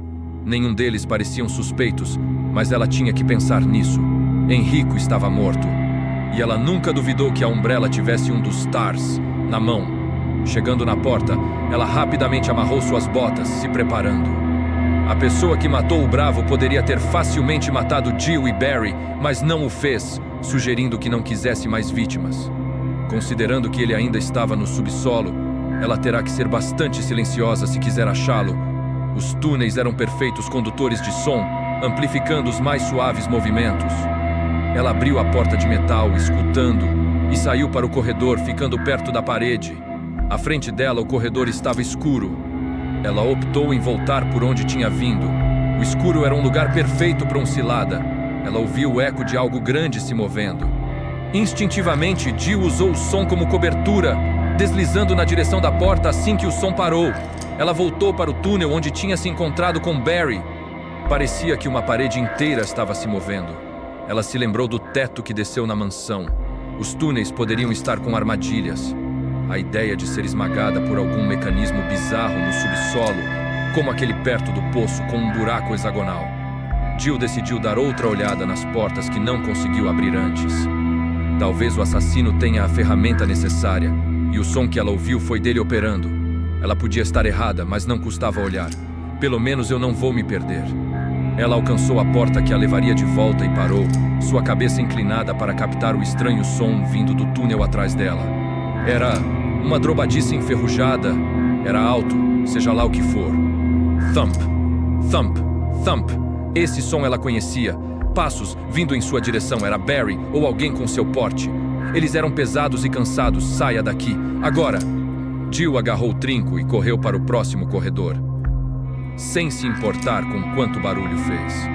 Apesar de algumas vezes entender, nos errados, seus instintos nunca falham, e eles estavam dizendo que ela não vai querer estar lá quando o autor do barulho aparecer. Ela correu pelo corredor de pedra, se distanciando da escada que levava ao jardim, e foi obrigada a parar, respirando profundamente. Ela não podia só seguir em frente. Haviam outros perigos além daquele que deixou para trás. Atrás dela, a porta abriu. Jill virou, erguendo sua arma, e olhou com horror para a coisa de pé, lá. Era grande, na forma de um homem, mas a semelhança acabava aí. Numa e sem sexo, o corpo musculoso inteiro era coberto por uma áspera pele anfíbia verde escura. Era corcunda o suficiente para que seus impossíveis braços tocassem o chão. Suas mãos e pés eram dotados de grossas e brutais garras. Pequenos e estreitos olhos claros estavam em sua larga cabeça de réptil. Ele virou seu olhar para ela, abrindo a boca e soltando um tremendo e alto grito como ela nunca ouviu antes, o som circundando ela, enchendo-a com um terror mortal. Jill atirou. 3 tiros acertaram o peito da criatura, fazendo-a cambalear para trás. A coisa balançou e caiu na parede do túnel. E com outro terrível grito, ele se lançou para ela, empurrando o chão com poderosas pernas, sua boca aberta. Ela atirou de novo enquanto a criatura voava em sua direção, as balas perfurando sua enrugada carne, traços de sangue espirrando. E a coisa caiu a alguns centímetros dela, gritando. Um braço se esticando para golpear as pernas dela. Jesus, ele não vai morrer! Jill mirou na parte de trás do crânio do monstro e esvaziou o clipe. Mesmo enquanto pele verde se esfarelava e sangue espirrava, ela continuou atirando, os quentes projéteis penetrando em sua rosada massa cerebral. Clique, clique, clique, sem balas. Ela baixou a arma, seu corpo inteiro tremendo. Estava acabado, a criatura estava morta, mas consumiu quase um clipe inteiro, quase 15 balas de 9mm. Jill colocou outro clipe antes de guardar a bereta. Depois ela empunhou a Remington, sentindo o confortável e sólido peso da espingarda. Mas que diabos as pessoas estavam fazendo aqui? Parece que o pessoal da Umbrella inventou mais do que um vírus, algo tão mortal, mas com garras. E deve ter mais deles. Ela nunca teve um pensamento mais aterrorizante como esse. Segurando a Remington, Jill virou e correu. Chris e Rebecca desceram um longo e madeirado corredor. Havia o que parecia uma trepadeira morta onde a parede se encontrava com o teto. Ela parecia inofensiva, mas depois do que Rebecca leu sobre a planta 42, Chris ficou preparado para correr. Depois de olhar todos os papéis no baú, Rebecca achou o relatório de algum tipo de herbicida, que aparentemente podia ser feito no ponto 42, chamado de V-Jolt. Ela trouxe o papel apesar de Chris achar que não seria útil. Tudo o que ele queria era achar a saída, e se pudessem evitar a planta assassina seria melhor. O hall da frente não tinha galhos, mas Chris não considerou o lugar seguro. Além dos 2 quartos no primeiro corredor, havia outra sala no final dele. Chris tinha olhado dentro e sentiu seus alarmes internos desligarem, apesar de não saber por quê. Não havia perigo à vista, só um bar e algumas mesas. Eles acabaram fechando a porta e continuaram. Eles passaram na frente da única porta do próximo corredor em L, ambos olhando para a trepadeira perto do teto. Chris abriu a porta. Um úmido e quente ar saiu da escura sala, mas com um horrível cheiro de fruta estragada. Chris rapidamente puxou Rebecca quando viu as paredes do lugar. Eles estavam completamente cobertas pelo mesmo tipo de planta do corredor, mas lá, a trepadeira parecia viva e inchada, um exuberante verde. Houve um suave ruído vindo de algum lugar na sala e Chris percebeu que vinha da própria planta, as paredes tremendo numa estranha ilusão óptica. Rebecca começou a andar e Chris a puxou. Ei, você está louca? Eu pensei que você tinha dito que essas coisas sugam sangue. Ela balançou a cabeça, olhando as paredes. Essa não é a planta 42, pelo menos não a parte que o relatório falava. A planta 42 é bem maior e mais móvel. Eu não entendo muito de fitobiologia, mas de acordo com aquele estudo, nós estamos procurando por um angiosperma com folhagem móvel, Mila. Ela deu um rápido sorriso. Desculpe. Pense numa planta gigante com 10 a 20 galhos balançando em volta dela. Chris fez uma careta. Ótimo. Obrigado por colocar a minha mente em descanso. Eles andaram pela sala, tomando cuidado para não chegar muito perto das paredes. Haviam 3 portas além da que entraram, uma bem à frente da entrada ao fundo e as outras 2, uma de frente para a outra à esquerda, para onde a sala continuava. Chris foi para a porta oposta à entrada, achando que ela os levaria para fora da hospedaria. A porta estava destrancada e Chris começou a abri-la. Bam! A porta fechou violentamente, fazendo-os pular para trás e empunhar as armas. Uma série de pesados e deslizantes thumps se seguiram, como se alguém do outro lado estivesse chutando as paredes. Mas o som estava em todo lugar, acima e abaixo da robusta porta dupla. Você disse um monte de galhos. Chris disse. Rebecca acenou. Acho que acabamos de encontrar a planta 42. Eles escutaram por um momento, Chris imaginado seu tamanho e força para derrubar a porta. Não brinca, maior e mais móvel, e talvez bloqueando a única saída desse lugar. Que ótimo! Eles voltaram para a área aberta e olharam para as 2 portas. A da direita deles tinha o número 003 acima. Chris procurou a chave certa no molho que tinha achado. Ele destrancou a porta e entrou Rebecca atrás. Tinha uma porta menor à direita que dava num banheiro, quieto e sujo. O lugar era outro quarto, uma cama, uma mesa, 2 estantes. Nada de interessante. Houve outra série de pancadas na parede de trás e eles rapidamente saíram do quarto, Chris se convencendo de que terá que enfrentar a planta se quiser sair. Pode ser que não. Pode haver outra saída. Mas do jeito que as coisas estavam indo, ele achava que não. Dos zumbis da mansão até as cobras do jardim, a propriedade de Spencer parecia ter sido projetado para evitar que escapassem. Chris parou de pensar nisso enquanto se aproximavam da última porta, mas eles diminuíram o passo ao ver um pequeno painel numérico ao lado dela. Ele girou a maçaneta, mas estava trancada. Trava de segurança. Ele disse suspirando, não é possível entrar sem o código. Rebecca franziu, olhando para o padrão das pequenas luzes vermelhas acima do teclado numérico. Nós podemos tentar números até achar a combinação certa. 1000. Chris balançou a cabeça. Você sabe quais são as chances de esbarrar no número certo? Meio. Ele parou, olhando para ela, depois tirou o chaveiro do bolso. Tente 345, ele disse, olhando ansiosamente enquanto Rebecca digitava o número. Vamos, senhor. Alias, não nos decepcione agora. As luzes vermelhas piscaram, depois apagaram uma a uma. Quando a última se apagou, houve um clique dentro da porta.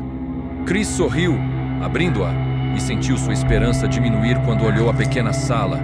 Estantes empoeiradas cheias de garrafas de vidro e uma antiga pia.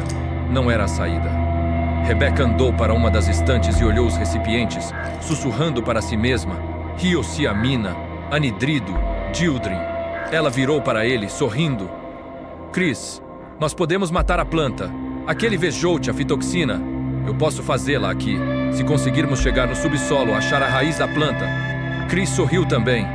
Aí nós podemos destruí-la sem ter que lutar. Rebecca, você é brilhante. De quanto tempo você precisa? 10, 15 minutos. Certo. Fique aqui, eu voltarei o mais breve possível.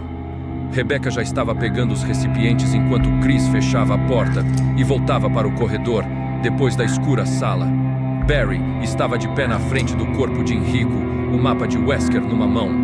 Jill já tinha partido quando ele voltou. Ao invés de começar a procurar, lá, ele ficou imóvel, sem conseguir tirar seus olhos do amigo assassinado. É minha culpa. Se eu não tivesse ajudado Wesker a sair da casa, você ainda estaria vivo. Barry olhou para o rosto de Enrico, tão cheio de culpa e vergonha que não sabia o que fazer. Ele sabia que tinha de achar Jill, mantê-la longe de Wesker, evitar que sua família seja ferida, mas ainda parecia não conseguir se mover. Tudo o que ele queria era se explicar pessoalmente para Enrico fazer-lo entender como as coisas chegaram até ali. Wesker pegou Kathy, as crianças, Rico. O que mais eu poderia ter feito? O que eu posso fazer exceto seguir suas ordens? O bravo olhava com cegos olhos, sem acusações, sem aceitações, sem nada, para sempre. Mesmo se Barry continuasse ajudando o capitão e tudo terminasse como deveria, Enrico Marini ainda estaria morto, e Barry não conseguiria viver sabendo que foi o responsável. Tiros ecoaram pelos túneis. Vários tiros. Jill! Barry virou a cabeça pegando sua arma. Os sons o puseram em ação automaticamente. Só podia ter uma explicação. Wesker achou Jill. Barry virou e correu. De repente a porta à sua frente abriu e ele parou onde estava, pensando em Wesker e Jill mortos pela coisa parada na sua frente. Sua mente não podia entender o que era, seu olhar juntando as informações que não faziam sentido. Pele verde, estreitos olhos claros, garras. A coisa gritou, um horrível choro, e Barry não pensou mais. Ele apertou o gatilho e o grito se tornou uma chocada respiração assim que o forte projétil acertou sua garganta, derrubando a criatura. A coisa bateu seus membros enquanto o sangue esguichava do buraco. Barry viu mais sangue sair dos pulsos da criatura, suas garras arranhando o chão. Barry olhava surpreso enquanto a coisa tinha convulsões e finalmente parou de se mexer.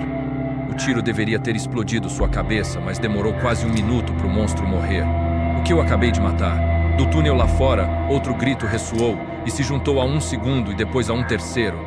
Os choros deles aumentaram, furiosos e sobrenaturais berros de criaturas que não deveriam existir. Barry colocou sua trêmula mão no bolso e pegou mais balas para Colt, rezando para que sejam suficientes e para que aqueles tiros não tenham sido para Jill. Herbicida, substância que destrói ervas danosas que causam danos. Fitobiologia, biologia botânica. Riociamina, tipo de alcaloide, substância nitrogenada cuja molécula abriga pelo menos um átomo de nitrogênio salificável. Anidrido, substância química derivada de um ácido pela eliminação de uma ou mais moléculas de água. Dieldrin, tipo de inseticida composto químico. Parte 15. Se aranhas atingissem o tamanho de um boi, aquilo poderia ter sido uma. Pela grossa camada de teia branca que cobria a sala, aquilo poderia ter sido qualquer coisa. Jill olhou para as encolhidas e peludas pernas da abominação. A criatura verde que a tinha atacado foi tão aterrorizante e tão estranha que não havia comparação. Aranha, ela já as odiava. Odiava suas agitadas pernas, seus escuros e peludos corpos. Esta deve ter sido a mãe de todas elas. E mesmo morta, ainda a assustava. Não está morta por muito tempo. Ela fez força para olhar o esverdeado líquido que saía dos buracos no corpo da aranha gigante. Ela foi baleada várias vezes. Jill acha que deve estar morta há 20 minutos ou menos. Ela tremeu e se afastou, indo para a porta dupla de metal do outro lado. Suas botas fazendo sons de coisas grudentas, tornando difícil a caminhada. Só de pensar em estar coberta por teia de aranha, ter o corpo cercado por isso. Ela tremeu de novo. Pense em outra coisa, qualquer coisa. Ao menos ela sabia que estava no caminho certo. Quando tinha voltado para o poço, ela pensou em ter se perdido. O fundo do buraco não estava mais lá, e sim chão firme. Olhando para cima, ela viu o contorno do buraco. Aquela seção inteira do túnel foi mexida, girada como uma roda gigante por algum milagre da engenharia. A porta mais à frente tinha dado em outro túnel reto. Uma pedra redonda estava no fim dele, e ao lado a porta dupla da sala da aranha. Jill saiu da mesma, indo para outra passagem sombria. Ela se encostou na porta e respirou fundo. Ela estava no meio do túnel, uma porta em cada ponta. Mas a porta à sua esquerda estava na mesma parede da porta que acabou de sair, provavelmente levando de volta ao jardim. Jill optou pela da direita. A porta metálica abriu e ela passou, sentindo imediatamente a mudança de ar. O túnel se dividia. À direita, as paredes se abriam em outro corredor. Mas para a esquerda havia um elevador igual aos do jardim. Um fresco e delicioso vento passou por lá, o suave ar como um sonho esquecido. Jill sorriu e foi para o elevador, vendo que a plataforma tinha sido levada para cima. Pode ser que ela ainda esteja no rastro do assassino de Enrico, ou não. Ele pode ter ido para outro lado e você pode acabar o perdendo. Jill hesitou, olhando para o elevador, e então virou, suspirando. Ela tinha que dar pelo menos uma olhada. Ela foi para a passagem à sua frente, a temperatura voltando ao desagradável frio. O túnel se estendia alguns passos para a direita e ponto final. À esquerda, outra enorme bola de pedra igual a que tinha visto antes. No outro fim, a uns 10 metros, e tinha algo pequeno na frente da pedra, algo azul. Franzindo, Jill foi até a pedra gigante, tentando adivinhar o que era o objeto azul. Na metade do túnel havia uma passagem à esquerda, e ela reconheceu a chapa de metal ao lado, do mesmo mecanismo que tinha removido o poço. Ela entrou na abertura. Havia uma porta à sua direita, e Jill percebeu que ela esteve escondida pelo mecanismo. As paredes devem ter virado para revelar a entrada. Deus, deve ter levado anos para fazer tudo isso. E eu estava impressionada com a mansão. Ela abriu a porta e olhou dentro. Uma sala de médio porte com o mesmo aspecto dos túneis. A única decoração era a estátua de um pássaro num pedestal. Não tinha outra saída, e Jill ficou aliviada por poder voltar ao elevador. Sorrindo, ela voltou para o corredor e foi até a pedra, ainda curiosa com o objeto. Chegando perto, ela viu que era um livro de couro azul. Ele foi jogado cuidadosamente contra a base da pedra, com as páginas abertas para o chão. Ela guardou a Remington nas costas e se agachou para pegá-lo. Era um livro-caixa. Seu pai já falou sobre eles, apesar dela nunca ter visto um. Tinha um buraco no meio das páginas onde se podia esconder algo, mas estava vazio. Ela o fechou, vendo as letras douradas do título, Eagle of East, Wolf of West, enquanto voltava para o elevador. Não parecia ser um suspense, mas foi bem confeccionado. Jill congelou assim que a pedra abaixo do seu pé esquerdo afundou um pouco e percebeu que o túnel inteiro se inclinou gentilmente. Essa não, atrás dela, um forte e alto som de pedra raspando em pedra. A bola estava rolando. Soltando o livro, Jill procurou abrigo enquanto o som ficava mais alto, a pedra quase pulando. A escura abertura parecia estar a quilômetros de distância e ela quase sentiu as toneladas de pedra sobre seu corpo, querendo desesperadamente olhar para trás, mas sabia que esse segundo podia matá-lo. A pedra descia os metros de túnel rapidamente numa explosão de velocidade. Jill se jogou na abertura, caindo no chão e encolhendo as pernas, enquanto a sólida pedra passava, perdendo ela por centímetro. Assim que respirou, a pedra colidiu com o fim do corredor, uma pancada estremecendo o subsolo. Depois que a sensação de enjoo passou, ela se levantou e se espanou. Suas mãos estavam arranhadas e seus joelhos machucados, mas se comparado a ser esmagada por uma pedra gigante, ela fez a escolha certa. Jill tirou a espingarda e foi para o elevador, querendo muito sair do subterrâneo, e mantendo os dedos cruzados para que o que vier depois seja quente e sem aranhas. O subsolo estava inundado, que ótimo. Chris ficou no topo de uma curta rampa que descia até a porta dupla do subsolo, olhando para o seu sério olhar refletido na água. Parecia fria e funda. Depois de deixar Rebecca, ele continuou descendo o corredor e encontrou o quarto 002, a escada de mão embutida discretamente no chão atrás de uma estante do arrumado quarto. Ele desceu num frio corredor de concreto com luzes fluorescentes zumbindo no teto. Uma dramática mudança depois do madeirado e simples estilo da hospedaria acima. Pelo menos eu achei o subsolo. Parece que matar a planta 42 era a única maneira deles escaparem. Ele não achou outra saída, o que significa que ela está na sala da planta, ou não tinha saída, o que deixou Chris preocupado. Ele suspirou e entrou na água. Estava fria e tinha um desagradável cheiro químico. Ele desceu até a porta, a água passando pelos joelhos e parando quase na cintura. Tremendo, ele abriu a porta e entrou. O lugar era dominado por um grande tanque de vidro que ia do chão ao teto no centro do espaço aberto. Um grande, recortado buraco estava no lado direito do tanque. Chris não era muito bom em julgar volume, mas para encher todo o lugar com água, o tanque deveria conter milhares de litros. Afinal, o que eles estavam estudando aqui para precisar de tudo isso? Ondas? Não importava. Ele estava com frio e queria encontrar o que precisava para sair de lá. Ele foi para a esquerda, as leves ondas empurrando e puxando. Era totalmente irreal atravessar uma grande na bem iluminada sala de concreto, apesar de não achar tão estranho se comparado ao que viu desde que o helicóptero os deixou lá. Tudo sobre a propriedade de Spencer parecia ser um sonho, como se estivesse bem longe da realidade do resto do mundo. Parecia ser um pesadelo. Plantas assassinas, cobras gigantes, mortos-vivos. Só está faltando um disco voador ou um dinossauro. Ele ouviu uma leve agitação na água atrás dele, virando a cabeça sobre o ombro, e viu uma grossa e triangular barbatana se erguendo da água a 6 metros de distância, e vindo em sua direção uma sombra cinza abaixo dela. Ele ficou em pânico, dando gigantes passos numa corrida, e percebeu que não poderia correr assim que mergulhou na água, e voltou respirando, cuspindo água pela boca e pelo nariz. Ele virou a cabeça e viu que a barbatana estava mais próxima.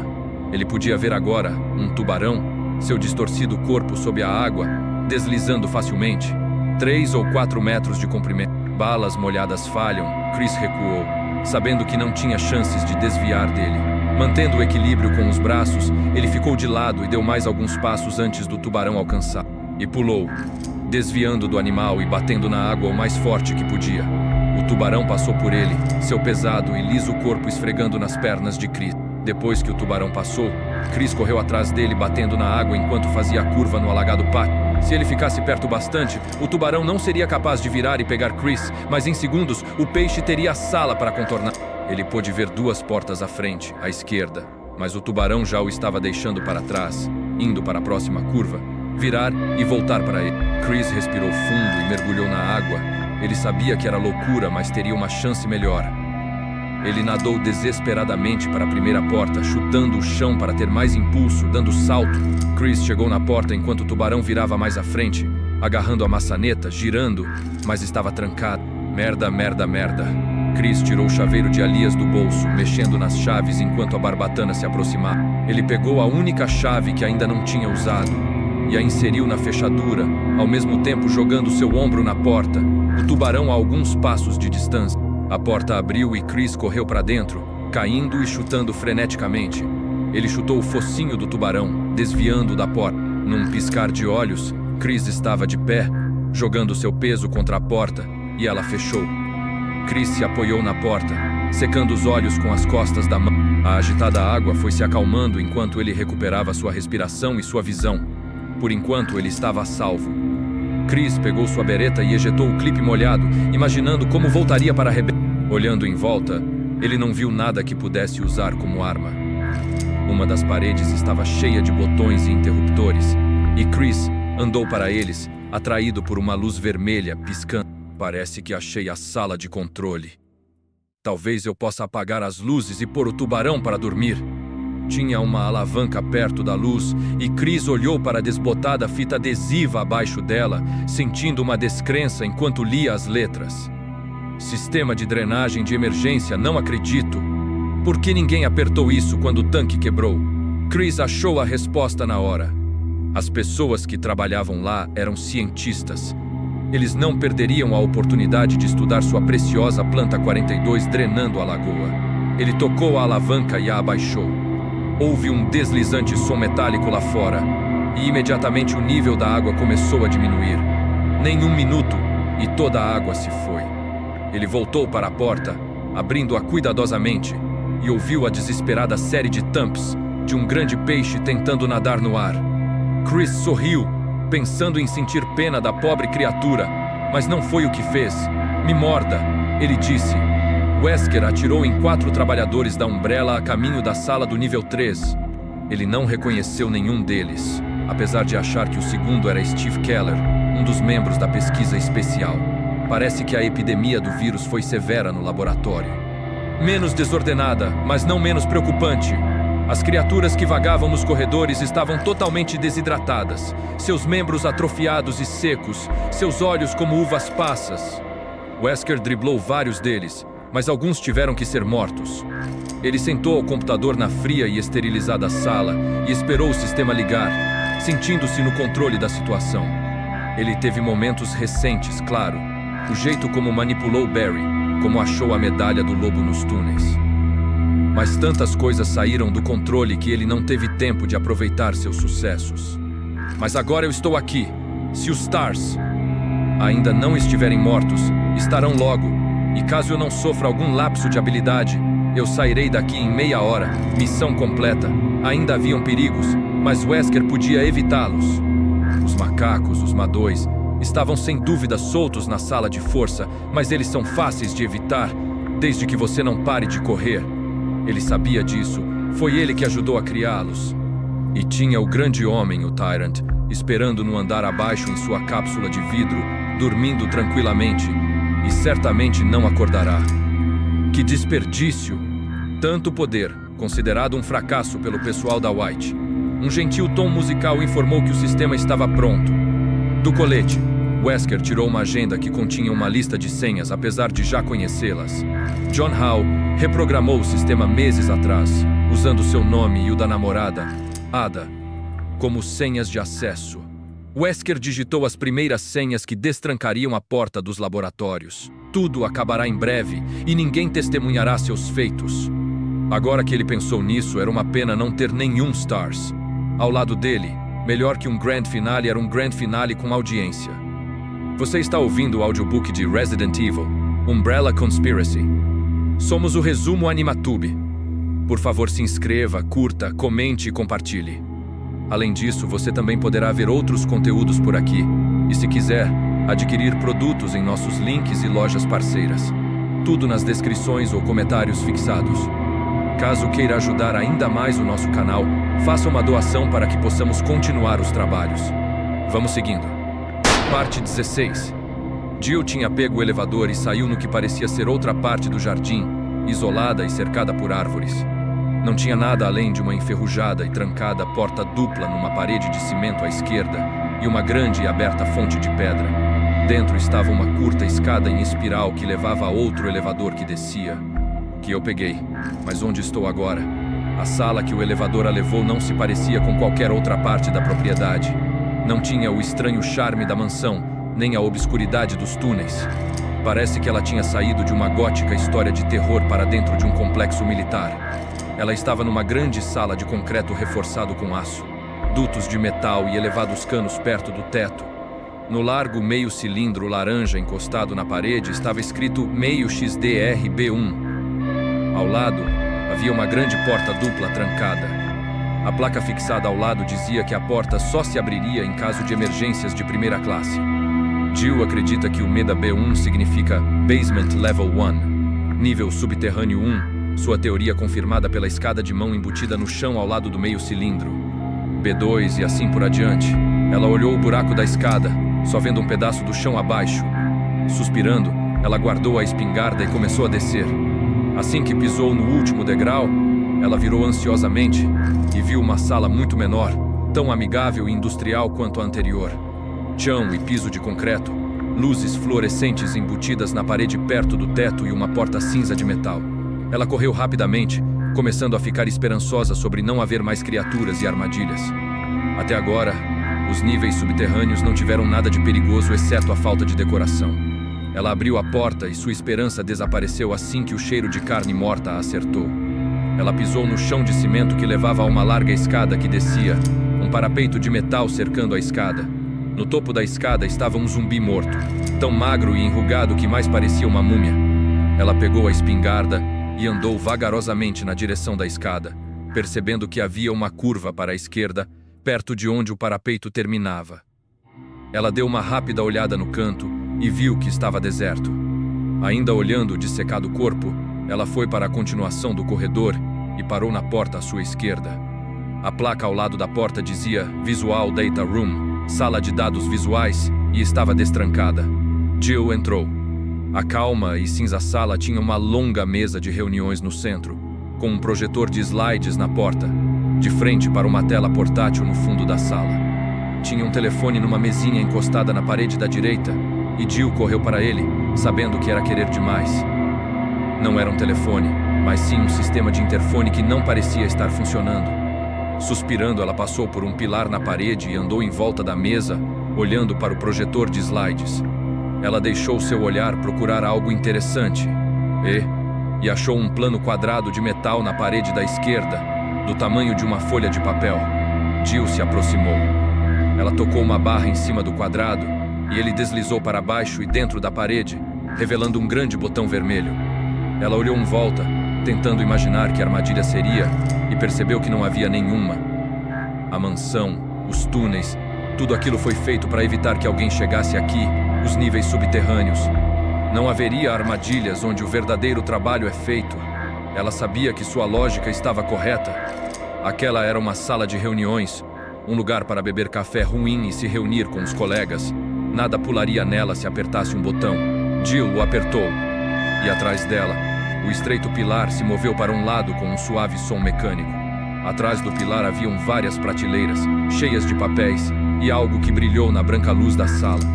Ela correu e pegou uma chave, sua ponta tinha o desenho de um raio de energia. Pondo-a no bolso, ela deu uma olhada nos arquivos. Todos estavam estampados com o símbolo da Umbrella e eram muito grandes e pesados para serem lidos. O título de um deles confirmou o que ela já suspeitava. Umbrella, relatório de armas biológicas, pesquisa e desenvolvimento acenando devagar. Jill pôs o arquivo de volta. Ela finalmente achou o verdadeiro lugar das pesquisas e sabia que o traidor dos Stars estaria lá em algum lugar. Ela terá que ser cuidadosa. Dando uma última olhada em volta, Jill decidiu procurar a porta a qual a chave pertencia. É hora de encaixar as últimas peças do quebra-cabeça que a Umbrella criou e que Stars se sacrificou para resolvê-lo. A retorcida raiz da planta 42 estava numa terceira porta do subsolo, pendurada, com suas ramificações quase tocando o chão, algumas delas se mexendo, tentando achar a água que Chris drenou. Deus, isso é nojento, Rebecca disse. Chris concordou, Além da sala de controle, só haviam outras 2 portas no subsolo. Uma delas tinha várias caixas de cartuchos para todos os tipos de armas. Apesar de quase todas estarem molhadas, ele achou munição de 9mm numa prateleira mais alta, salvando os 2 de ficar sem munição. A outra sala era simples. Tinha só uma mesa de madeira, um banco e a grande raiz da planta carnívora que vivia lá em cima. Certo, Chris disse. Como faremos isso? Rebecca ergueu um recipiente com um líquido roxo e o balançou devagar, ainda olhando para os galhos se movendo. Bom, você se afasta e não respire muito fundo. Essa coisa tem algumas toxinas que nenhum de nós está interessado em respirar e vai liberar um gás assim que acertar as células infectadas. Chris acenou. Como saberemos se está funcionando? Rebecca sorriu. Se o relatório do V-Jolt estiver certo, nós saberemos. Veja. Ela destampou o vidro e se aproximou da raiz e despejou o líquido sobre os galhos. Imediatamente, um gás avermelhado saiu da raiz enquanto Rebecca esvaziava o pote e se afastava rapidamente. Houve um barulho como madeira queimando e, em segundos, as fracas fibras começaram a quebrar e cair no chão. A confusa grossura no centro começou a apertar e encolher. Chris olhou impressionado enquanto a grande raiz murchava até ficar do tamanho de uma bola de criança pendurada, morta. Tudo demorou cerca de 15 segundos. Rebecca acenou para a porta e eles saíram, Chris balançando a cabeça. Deus, o que você colocou lá? Confia em mim, você não vai querer saber. Está pronto para sair daqui? Chris sorriu. Vamos lá. Eles foram para a porta dupla do subsolo, correndo pelo frio corredor até voltar para a escada. Chris já estava pensando no plano de fuga para depois que sair da hospedaria. Se eles saírem na floresta, ele estava pensando em correr para a estrada mais próxima, acender uma fogueira, esperar a ajuda chegar. Nós podemos pegar um carro e fugir, e mandar Irons fazer algo de útil como chamar reforços. Eles chegaram no corredor de madeira que dava na sala da planta, ambos dando longos passos para evitar as paredes verdes, e finalmente parando na sala que continha a planta 42. Respirando fundo, Chris acenou para Rebecca. Ambos empunharam suas armas e Chris abriu a porta, ansioso para ver o que tinha atrás da planta experimental. Eles entraram numa grande e aberta sala, o cheiro de vegetação podre forte no ar. Seja lá como tenha parecido antes, a planta 42 agora era uma grande e fumegante poça de meleca roxa escura no centro da sala. Galhos mortos do tamanho de mangueiras de incêndio estavam estendidos no chão. Chris procurou a próxima porta e viu uma simples lareira na parede da esquerda, e uma cadeira quebrada num canto, e uma única porta que aparentemente voltava para o quarto a qual vasculharam antes. Uma passagem escondida que ele não viu, e que dava na mesma sala que agora estavam. Devia estar escondida atrás de uma estante. Não tinha como sair. Matar a planta foi uma perda de tempo. Ela não bloqueava nada. Rebecca pareceu tão desapontada quanto ele, seus ombros caídos enquanto olhava as paredes. Eu sinto muito, Rebecca. Eles andaram vagarosamente pela sala, Chris olhando para a planta morta e decidindo o que fazer. Rebecca foi até a lareira e se agachou perto dela, tocando um catálogo manchado. Ele não a levaria de volta para a mansão. Mesmo com muita munição, haviam muitas cobras. Eles poderiam ficar no pátio e esperar Brad passar voando, esperar que ele use o rádio. Chris, achei algo. Ele virou e a viu tirando alguns papéis do catálogo, as pontas queimadas, mas o conteúdo intacto. Ele foi até lá e se inclinou sobre o ombro dela e sentiu seu coração acelerar quando leu as primeiras palavras. Protocolos de segurança nível subterrâneo 1. Heliporto, só para uso executivo. Esta restrição pode não ser aplicada em caso de emergência. Pessoas não autorizadas entrando no heliporto serão baleadas. Elevador. O elevador para durante emergências. Nível subterrâneo 2. Visual Data Room. Somente para uso da Divisão de Pesquisa Especial Special Research Division. Qualquer outro acesso à sala de dados visuais deve ser justificada para Keith Arvin, gerente da sala Room Manager. Nível subterrâneo 3. Prisão. A Divisão de Saneamento Sanitation Division controla o uso da prisão. Pelo menos um consultor de pesquisa E. Smith, S. Ross, A.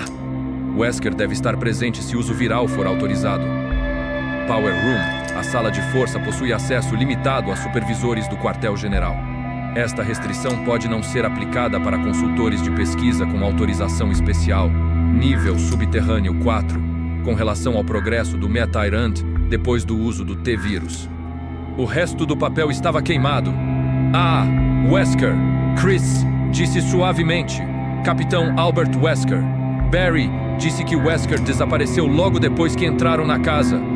E foi Wesker que nos trouxe para esse lugar quando os cães nos atacaram. O frio, competente e ilegível Wesker trabalhando para a Umbrella. Rebecca virou a página e Chris se curvou de novo, lendo as legendas debaixo dos quadrados e linhas. Mansão, jardim, hospedária, subsolo. Laboratórios tinha até um círculo perto do mapa da mansão, para mostrar o que eles perderam, uma entrada secreta para o subsolo escondida atrás da cascata. Rebecca se levantou, olhos arregalados e incertos. O Capitão Wesker está envolvido nisso tudo? Chris acenou levemente. E se ele ainda estiver aqui, deve estar nesses laboratórios, talvez com o resto do time. Se a Umbrella o mandou aqui, só Deus sabe o que ele deve fazer. Eles tinham que achar, Lu, alertar o resto do time sobre a traição de Wesker. Você está ouvindo o audiobook de Resident Evil, Umbrella Conspiracy. Somos o resumo Animatube. Por favor, se inscreva, curta, comente e compartilhe. Além disso, você também poderá ver outros conteúdos por aqui. E se quiser, adquirir produtos em nossos links e lojas parceiras. Tudo nas descrições ou comentários fixados. Caso queira ajudar ainda mais o nosso canal, faça uma doação para que possamos continuar os trabalhos. Vamos seguindo. Parte 17. Tudo estava feito. Wesker entrou no elevador de volta ao nível 3, conferindo sua lista de tarefas. Amostras coletadas, discos apagados, energia reconectada, suporte do Tyrant desligado. Wesker tinha ficado na frente do cilindro dele por um longo tempo, antes de desligar seu suporte de vida. Enquanto os fluidos eram cortados, Wesker ficou imaginando como seria ver Lu em ação uma vez que fosse terminado. Ele teria sido o melhor soldado, uma beleza no campo de batalha. E agora teve que ser destruído, tudo porque um idiota apertou o botão errado. Um erro que custou milhões de dólares para a Umbrella e que matou os cientistas que o criaram. Ele apertou o botão e o elevador levou o capitão para sua última tarefa, ativar o sistema de destruição no fundo da sala de força. Ele ia dar 15 minutos para fugir da explosão, descer a escada de mão do heliporto, pegar a estrada de volta para a cidade e, bum, chega de laboratório escondido da Umbrella, pelo menos em Raccoon Forest. Uma vez na cidade, ele telefonará para o White Office e dizer o que aconteceu. Eles devem ter um time para varrer a floresta em busca dos espécimes restantes e estavam muito ansiosos para pôr as mãos nas amostras de tecido que recolheu, 2 de cada exceto do Tyrant. Com os cientistas do Tyrant mortos, a Umbrella decidiu cancelar o projeto por enquanto. Wesker achou isso um erro, mas aí lembrou que não estava sendo pago para pensar. O elevador parou. Wesker abriu as grades e saiu, colocando a caixa de amostras no chão. Ele empunhou sua bereta pensando no caminho da sala de força. Ele tinha que correr pelos MA2 de novo para ativar o sistema. Ele já tinha os encarado para ativar o circuito do elevador. As criaturas estavam mais agitadas do que esperava. Ao invés de enfraquecê-los, a fome deu a eles novos níveis de maldade. Wesker teve sorte em sair inteiro. Um som hidráulico veio do corredor. Wesker congelou. Passos contra o cimento e pararam, depois continuaram na direção da sala de força, na outra ponta do corredor. Wesker se encostou na curva a tempo de ver Jill Valentine desaparecer atrás da porta dupla, o barulho de energia elétrica ecoando, depois sumindo com o fechar das portas. Como ela passou pelos Hunters? Jesus! Ele a subestimou. Se ela era tão boa, os MA2 podem não matá-la. Ela estava no meio do caminho para o sistema de destruição. Ele não conseguiria lidar com as criaturas naquele labirinto e tirar-la do caminho. Frustrado, Wesker pegou as amostras e desceu o corredor, de volta para a porta hidráulica que dava no corredor principal do nível 3. Se ela conseguir sair de lá, ele terá que matá-la. Isso só atrasaria sua fuga em alguns minutos. Era muito tarde para acontecer surpresas como esta. Surpresas o deixavam louco, o faziam se sentir fora do controle. Eu estou no controle. Nada que eu não possa consertar está acontecendo. Esse é o meu jogo, minhas regras. E eu vou completar a minha missão sem a interferência daquela ladra. Wesker andou no corredor principal, viu que Jill matou mais alguns cientistas e técnicos que vagavam por lá. 2 deles estavam bem do lado de fora da porta, suas cabeças explodidas pelo que parecia ser uma espingarda. Ele chutou um deles furiosamente, sua bota quebrando as fracas costelas do corpo, o barulho alto no silêncio, E de repente, ele ouviu botas descendo a escada de metal do nível 2. Os passos ecoando pelo corredor antes da hesitante voz. Jill. Barry Burton. Wesker ergueu sua arma friamente, preparado para atirar quando Barry aparecer, mas a abaixou pensativamente. Depois de um momento, um lento sorriso se espalhou pelo seu rosto. Parte 18. Jill entrou na vaporizada e barulhenta sala, o forte cheiro de graxa no aquecido ar. Era algum tipo de sala da caldeira, e das grandes. Um grande maquinário preenchia a ampla câmara, cercado por passadiços de metal avermelhados. Turbinas giravam e batiam, geradores de energia zumbindo enquanto dutos escondidos soltavam vapor em curtos intervalos. Ela se moveu devagar pelo mal iluminado lugar. De onde estava, ela podia ver que o lugar era um labirinto de caminhos, contornando os grandes blocos de maquinários barulhentos, a fonte de energia do lugar inteiro. Isso explica como eles mantiveram o lugar em segredo por tanto tempo. Eles tinham sua pequena cidade aqui, totalmente autônoma. Deviam ter envio de comida também. Ela virou na estreita passagem à sua direita, procurando alguns dos estranhos zumbis que encontrou lá fora, nos corredores do nível 3. A passagem parecia deserta, mas com o movimento e barulho das turbinas, algo rasgou seu ombro esquerdo. Um repentino e violento golpe que abriu seu colete e arranhou a pele abaixo. Rapidamente, Jill virou e atirou, a espingarda mais alta que as máquinas. O tiro acertou metal, ricocheteando. Não tinha nada atrás dela, onde de repente uma garra como lâmina cortou o ar na frente dela, vindo de cima para baixo. Ela recuou, olhando para a grade do teto, e viu uma escura forma descer do teto, se pendurando pela grade incrivelmente rápido, garras curvas em suas mãos e pés. Ela reparou nos grossos espinhos em sua achatada e mutante face, depois virou e correu pelas sombras da sala de força. Tinha uma porta no fim da passagem, e Jill correu para ela, coração acelerado, os geradores pulsando em suas orelhas. Ela estava a 1,5 metros da porta quando viu uma sombra se posicionar bem à sua frente. Ela ergueu a espingarda e recuou. Mais deles! Haviam 2 criaturas acima, agachadas e terríveis, com foices no lugar de mãos. Um deles desceu subitamente, pendurado pelas garras dos pés para golpear, lá com seu braço cortante. Jill atirou e a criatura gritou, o tiro acertando seu peito. A coisa caiu do teto com sangue escapando do ferimento. Ela virou na direção da entrada e correu, ouvindo bater de garras nas grades acima. Outro dos macacos mutantes se pendurou na frente dela e Jill se abaixou com medo de parar de correr. O estranho braço da criatura passou a menos de 3 centímetros de sua orelha. As portas de metal estavam bem à frente. Jill se jogou nelas, virando a maçaneta e voltando para o frio e calmo corredor. O fechar da porta cortou o agudo grito de um dos monstros que se sobressaía entre os maquinários. Ela se encostou na porta, suspirando, e viu Barry no meio do corredor. Ele correu até ela, uma expressão de profunda preocupação no rosto dele. Jill, você está bem? Ela se desencostou da porta, surpresa. Deus, Barry, aonde você esteve? Eu pensei que você tivesse se perdido nos túneis. Barry acenou amargamente. Eu me perdi. E eu tive problemas tentando sair. Ela viu os respingos de sangue na roupa dele, os rasgos em sua camiseta, e percebeu que ele deve ter dado de cara com um daqueles pesadelos verdes. Ele parecia ter estado numa guerra, falando nisso. Ela tocou o ombro, seus dedos voltando com sangue. Era doloroso, mas raso. Ela vai sobreviver. Barry, nós temos que sair daqui. Eu achei alguns papéis lá em cima, provas do que tem acontecido. Enrico estava certo. A Umbrella está por trás de tudo, e um dos Stars sabia sobre isso. É muito perigoso andar por aí. Nós devemos pegar aqueles arquivos e voltar para a mansão, esperar o RPD. Mas eu acho que achei o laboratório principal, Barry disse.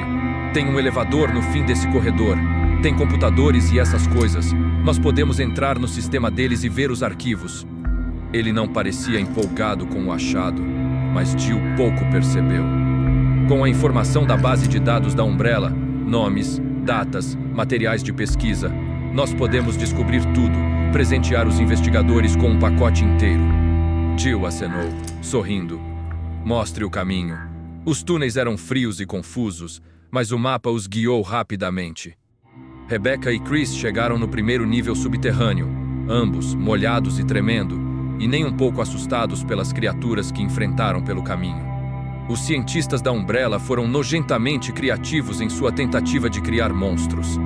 Chris tentou abrir a porta que supostamente os levaria para o heliporto, mas estava trancada, uma placa de emergência ao lado dizendo que só seria aberta em caso de emergência. Ele olhou para a estreita passagem da escada e suspirou, virando para ela. Eu quero que você fique aqui. Ficando perto do elevador, você pode receber o sinal de Brad lá em cima. Diga a ele onde estamos e o que aconteceu. E se eu não voltar em 20 minutos, volte para o jardim e espere até a ajuda chegar. Confusa, Rebecca balançou a cabeça. Mas eu quero ir com você. Eu posso cuidar de mim mesma. E se você achar algum laboratório, você precisará de mim para dizer o que está vendo. Não. Pelo que sabemos, Wesker já matou outros Stars e quer terminar o serviço. Se nós somos os últimos, não podemos nos deixar arriscar em alguma emboscada. Alguém tem que sobreviver e contar sobre a Umbrella. Desculpe, mas é o único jeito. Ele colocou a mão no ombro dela, sorrindo. E eu sei que você consegue se cuidar sozinha. 20 minutos. Eu só quero saber se mais alguém está vivo. Rebecca abriu a boca como se fosse protestar, mas a fechou, acenando devagar. Tá bom, eu fico. 20 minutos. Chris virou e começou a descer a escada, esperando poder cumprir a promessa e voltar. O capitão tinha enganado todos eles por semanas, fingindo ser um líder preocupado enquanto as pessoas em Raccoon City estavam morrendo e ciente de tudo.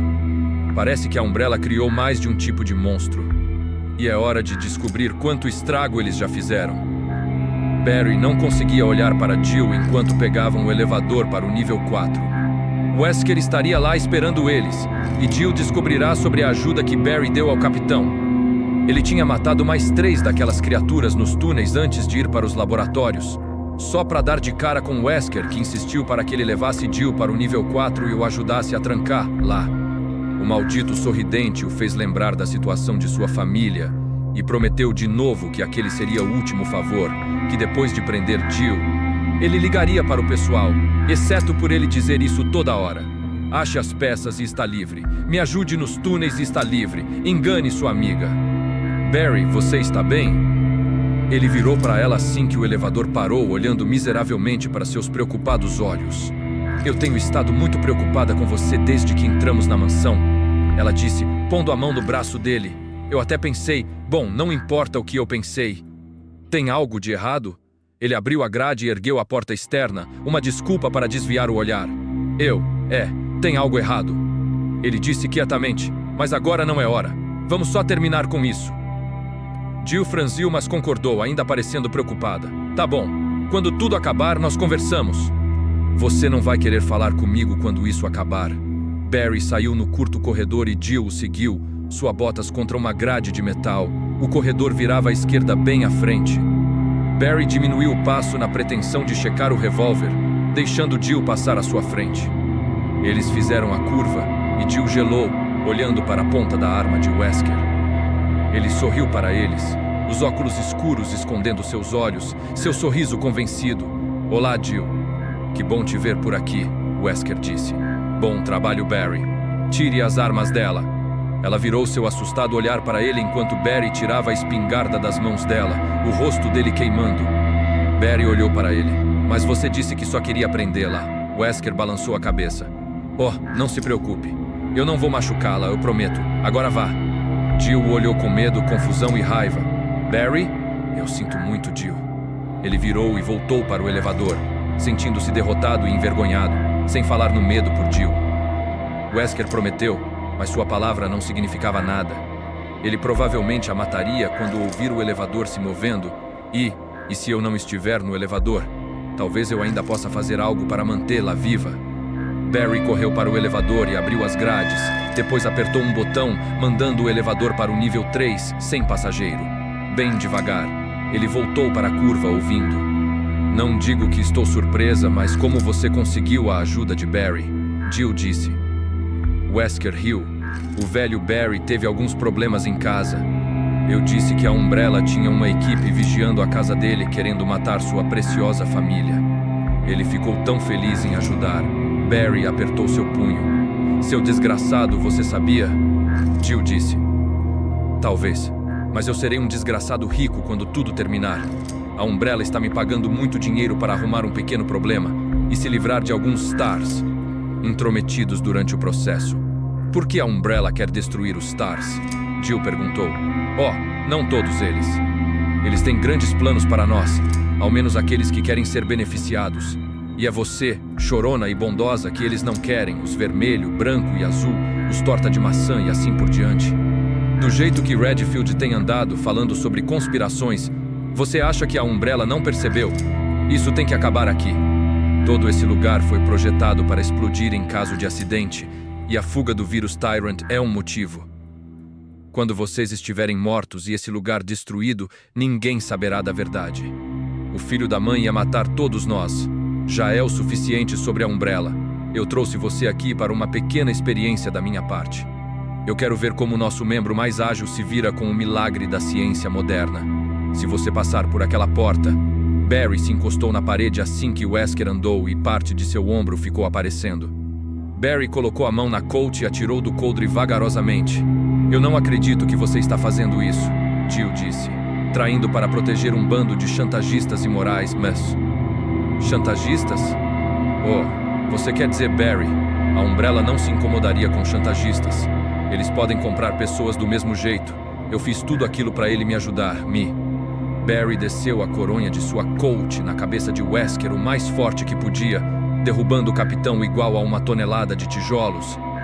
Você está ouvindo o audiobook de Resident Evil, Umbrella Conspiracy. Somos o resumo Animatube. Por favor, se inscreva, curta, comente e compartilhe. Além disso, você também poderá ver outros conteúdos por aqui. E se quiser, adquirir produtos em nossos links e lojas parceiras. Tudo nas descrições ou comentários fixados. Caso queira ajudar ainda mais o nosso canal, faça uma doação para que possamos continuar os trabalhos. Vamos seguindo. Parte 19. Jill olhou surpresa quando de repente Wesker parou de falar e caiu no chão. E Barry apareceu, olhando para o corpo dele com ódio, de Colt na mão. Ela se agachou próximo a Wesker e tirou a bereta da mão dele, pondo-a em seu cinto. Barry olhou para ela, seus olhos boiando em apologias. Jill, eu sinto muito. Eu não devia ter acreditado nele. Jill o olhou por um momento, pensando nas filhas dele. Moira tinha a idade de Beck e Maggie. Tudo bem, ela disse, finalmente. Você voltou, e isso é o que importa. Barry devolveu as armas para ela, e ambos olharam para o capitão esparramado no chão, ainda respirando, mas inconsciente. Você não tem algemas aí, né? Barry perguntou. Ela balançou a cabeça. Nós podemos ver o laboratório. Pode haver algum cabo ou corda que possamos usar. Além disso, eu estou um pouco curiosa para ver esse tal milagre da ciência moderna. Ela virou e apertou o botão que operava a porta hidráulica. Percebendo o símbolo de risco biológico no chão, a porta deslizou para dentro da parede e os dois entraram. Uau! Era uma imensa sala de teto alto com painéis de monitoramento nas paredes e cabos correndo pelo chão, conectados a uma série de tubos de vidro enfileirados. Haviam 8 tubos vazios no centro da sala, grandes o bastante para caber um homem adulto. Barry se abaixou e pegou um cabo, procurando uma faca no bolso enquanto Jill andava para o fundo da sala. Ela olhava os equipamentos médicos e técnicos e parou, olhando, sentindo seu queixo cair. Na parede do fundo estava um tubo muito maior, 3 ou 4 metros de altura, equipado com seu próprio computador, e a coisa lá dentro preenchia de cima a baixo, boiando em um líquido esverdeado. Era monstruoso. Jill, eu peguei o cabo. Barry parou ao lado dela, suas palavras sumindo assim que viu a abominação. Silenciosamente, eles andaram até ele, incapazes de resistir uma olhada de perto. Ele era alto, mas proporcionalmente correto, pelo menos o corpo muscular e as pernas longas. Essas partes pareciam humanas. Um de seus braços foi alterado para um grupo de fortes e grandes garras que chegavam até o joelho, embora o outro parecesse normal. Tinha um grande e vermelho tumor perto de seu ombro direito, e Jill percebeu, olhando para sua bulbosa massa, que aquilo era o coração da criatura. E estava pulsando devagar, inchando e contraindo em vagarosas e ritmadas batidas. Ela parou na frente do tubo, impressionada com a abominação. Ela podia ver linhas de cicatrizes em seus membros, cicatrizes cirúrgicas. A coisa não tinha órgãos genitais. Ela olhou para seu rosto e viu que partes de carne foram removidas, Os lábios se foram e ele parecia sorrir largamente para ela. Tyrant, Barry disse cochichando. Jill olhou para Barry e o viu franzindo para o computador conectado ao tubo por vários cabos. A Umbrella o transformou em uma abominação. Nós não podemos deixá-lo assim, ela disse suavemente, e Barry acenou. Ela foi até Barry no computador olhando para os botões. Tinha que haver um botão que acabasse com a vida dele, ele merecia. Tinha um grupo de 6 botões vermelhos na parte de baixo e Barry apertou um deles. Nada pareceu ter acontecido. Ele olhou para ela, que acenou para continuar. Ele usou o lado da mão para apertar todos eles. Houve um súbito thump. Ambos olharam em volta. O tubo, antes cheio do líquido esverdeado, agora estava vazio, e Tyrant estava levando seu braço para trás para golpear o vidro novamente. O vidro começou a rachar, apesar de ter vários centímetros de espessura. Ah, merda. Barry agarrou o braço dela enquanto a criatura dobrava suas articulações para outro golpe. Corra! Atrás deles, o vidro se estilhaçou. Eles cruzaram a porta, aterrorizados, Barry apertando o botão e viu que Wesker não estava lá. Wesker correu para a sala de força, sua cabeça pulsando, seus membros parecendo distantes e cansados. Ele se sentia como se fosse vomitar. Maldito Barry. Eles pegaram sua arma. Wesker tinha voltado a si quando eles entraram no laboratório e foi para o elevador, amaldiçoando os dois, amaldiçoando a si mesmo por não ter matado os Stars quando teve a chance. Eu ainda estou no controle. Esse é o meu jogo. As amostras ficaram lá no laboratório, provavelmente sendo destruídas por aqueles idiotas. Tyrant também. Wesker alcançou a porta da sala e se encostou nela, fazendo força para respirar. Sangue escorria de suas orelhas e ele balançou a cabeça, tentando limpar a estranha neblina em sua visão. Ele não tinha as amostras de tecido, mas ainda podia completar a missão. Era muito importante que ele a completasse. Isso envolvia controle, e controle era o seu jogo. Sistema de destruição, cuidado com os macacos. Os Ma-2, ele tinha que ser cuidadoso. Wesker abriu a porta e começou a correr, o chão parecendo muito distante, depois muito perto. As máquinas estavam fazendo barulho. Sua mão encontrou a grade da parede e ele foi na direção do fundo da sala, tentando correr, mas descobrindo que suas pernas não estavam interessadas. Uma garra veio de cima e cortou seu couro cabeludo, arrancando uma mecha de cabelo. Ele sentiu um quente líquido descer nas costas do seu pescoço e começou a correr, a dor em sua cabeça ainda mais forte. Pegaram a minha arma, idiotas, pegaram a minha arma. Ele alcançou a porta, e assim que a abriu, algo pesado pulou em suas costas, o levando para a próxima sala. Ele sentiu a fria grade do chão e o terrível grito em seu ouvido. Grossas garras perfuraram a pele de suas costas, e Wesker esbofeteou a coisa que estava tentando matá-lo. Ele acertou a criatura o mais forte que pôde, empurrando sua garganta. A coisa pulou, aterrissando na grade da parede e voltando para o teto. Wesker se levantou e correu, ondas de dor e náuseas passando por ele. O ar estava quente, as turbinas altas e cruéis, mas ele pôde ver a porta que dava no fim de sua missão. Todos os Stars, mortos, jogados em órbita enquanto eu fujo, um homem rico. As grandes máquinas sussurravam suavemente para ele, bem diferente da sala anterior. Eram as máquinas que queriam recuperar o controle dele. O barulho da porta aberta atrás dele parecia distante assim que ele alcançou o brilhante monitor, seus dedos dormentes tocando o teclado abaixo. Ele achou a senha que queria, o código sendo digitado e aparecendo no monitor num suave tom verde, depois de alguns erros. Uma sensual e calma voz o informou que a contagem começaria em 30 segundos. Tonto, ele tentou lembrar onde podia ajustar o cronômetro. O sistema dispararia automaticamente em 5 minutos, mas ele tinha que dar mais tempo para se reorientar e fugir de lá. Atrás dele, algo gritou. Wesker olhou em volta, confuso, e viu 4 dos macacos correndo para ele, balançando os longos e curvos braços assim que o alcançaram. Uma terrível dor atingiu suas pernas e ele caiu no chão. Isso não pode acontecer.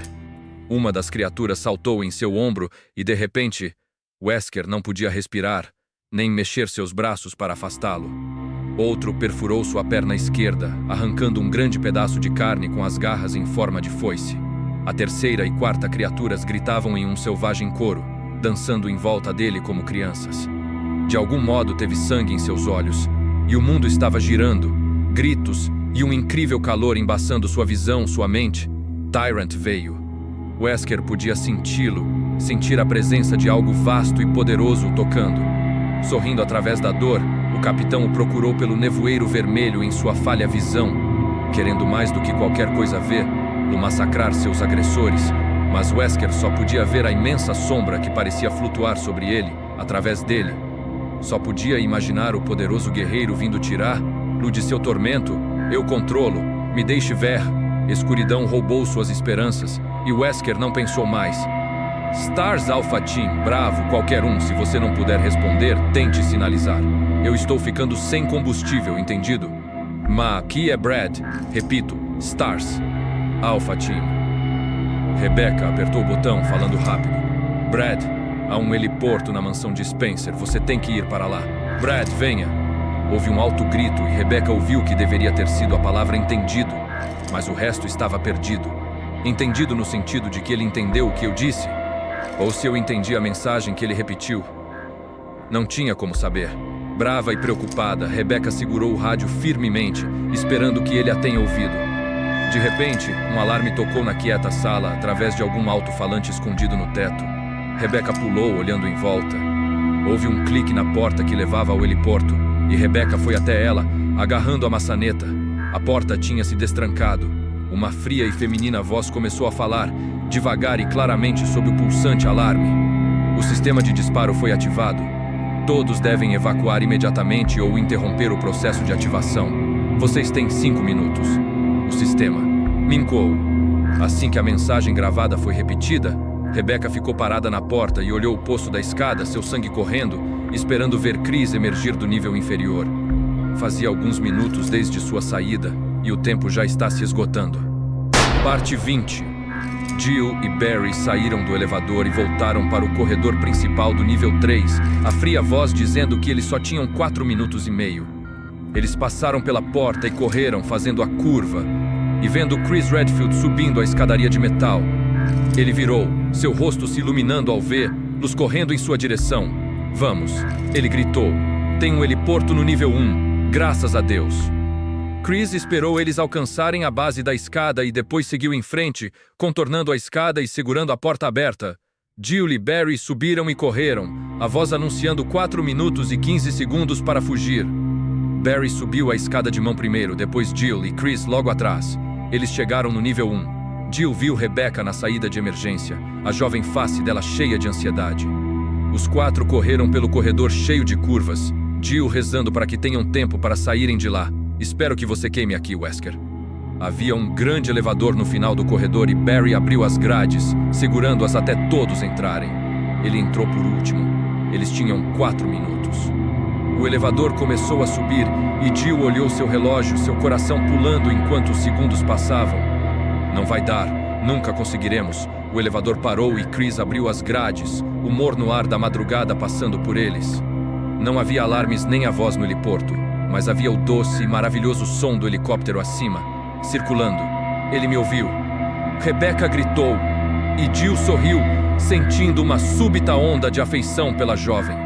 O heliporto era imenso, a grande área cercada por altas paredes de concreto, um círculo pintado de amarelo no cimento do chão, mostrando a Brad onde devia pousar. Barry e Chris balançaram os braços desesperadamente, sinalizando para o piloto se apressar. Jill olhou o relógio de novo, um pouco mais de 3 minutos e meio restando. Mais de que suficiente. Crash! Jill virou e viu pedras de concreto voando pelo ar, vindos do canto nordeste do heliporto. Uma garra gigante se ergueu do buraco, se apoiando no dentado buraco, e Tyrant se ergueu no heliporto, se levantou e partiu para eles. Mas que diabos é aquilo? Devia ter uns 3 metros. Partes de seu corpo gigante eram mutiladas e deformadas, seu sorridente rosto focalizando eles enquanto se levantava. Ele se moveu para eles numa vagarosa caminhada, a grande garra do seu braço esquerdo se mexendo. Não dá tempo. Brad não pode pousar. Chris mirou no escuro tumor no peito da criatura e atirou, apertando o gatilho 5 vezes, 3 balas acertando o alvo. Os outros 2 erraram o alvo por centímetros. E a criatura nem diminuiu o passo. Se espalhem. Barry gritou. Os Stars se separaram, Jill empurrando Rebecca para o canto mais distante, longe do monstro. Chris foi para a parede mais ao sul. Barry apontou sua Colt para a besta que se aproximava. 3 balas .357 acertaram sua barriga, os tiros ecoando pelas altas paredes de concreto. De repente, a criatura aumentou a velocidade, correndo na direção de Barry, jogando suas garras para trás, e assim que Barry saiu do caminho, a coisa passou por ele se encurvando, levando as garras para cima como se fosse arremessar uma bola. As garras rasparam no chão de cimento, arranhando-o como se fosse manteiga. Assim que o monstro passou, parou de correr, virando casualmente para ver Barry à sua frente e atirando. A bala arrancou um pedaço de carne do ombro direito da coisa, sangue escorrendo pelo seu peito e se juntando ao ferimento na barriga. Acima, o helicóptero ainda circulava, incapaz de pousar, e ainda não havia sinais de danos na criatura. Ela começou a correr de novo, soltando sua desumana mão enquanto ia para Barry, bem na hora em que seu revólver ficou vazio. Barry correu, mas o monstro o acompanhou, e sua garra levou Alpha para o chão. Barry. Chris correu, atirando nas costas da criatura que se inclinava sobre Barry. Ele estava de costas para cima, seu colete rasgado, seus olhos aterrorizados, e o monstro sentiu as balas, porque se virou, fixando seu terrível olhar em Chris. Barry se levantou e correu. Nós não temos tempo. Chris esvaziou o clipe, os últimos tiros acertando seu rosto. Pedaços de dente voaram da boca sem lábios da criatura, caindo no concreto em uma chuva de branco e vermelho. O monstro não pareceu abalado e correu para Chris numa incrível velocidade. Jill e Rebecca estavam atirando, gritando, tentando desviar a atenção da criatura, mas ela já estava fixada. Levando sua garra para trás, "Vá esperando!" Chris mergulhou para o lado no último segundo e o monstro passou voando, arranhando o cimento onde o Alpha esteve. Chris correu, sentindo não ter mais tempo. Barry sentiu sangue correr pela sua coxa, sua pele cortada pela brutal lâmina do Tyrant. A dor era suportável, mas o conhecimento de que iriam morrer não era. Nós explodiremos se não formos cortados em pedaços. Tyrant virou sua atenção para Jill e Rebecca, ambas atirando nele. Ele começou sua lenta caminhada para elas, ainda indiferente com os buracos ensanguentados em seu corpo. Tiros de 9mm mancharam sua pele de sangue, mas ainda continuou andando. Vento passou por Barry assim que o barulho das pás do helicóptero ficou mais alto. Ele ouviu um grito vindo de cima, descendo.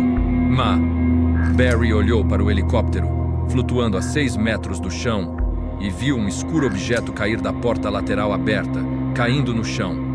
Chris estava mais perto e correu para o objeto. Tyrant quase alcançou as duas quando elas se separaram, indo para diferentes direções. A criatura virou para Jill sem hesitar, jogando seu fixo olhar nela. "Jill, por aqui!" Chris gritou. Barry virou e viu que Chris tinha um grande lança-mísseis apoiado em seu ombro. Jill foi até Chris, o metatirano mais perto. "Saia!" Ela foi para o lado e rolou no chão enquanto Chris atirava. O wash do projétil quase perdido sob os barulhentos rotores do helicóptero, mas a explosão não. A bala acertou Tyrant no peito, e num estouro de luz incendiária e um ensurdecedor som, a bala explodiu o monstro em milhões de pedaços.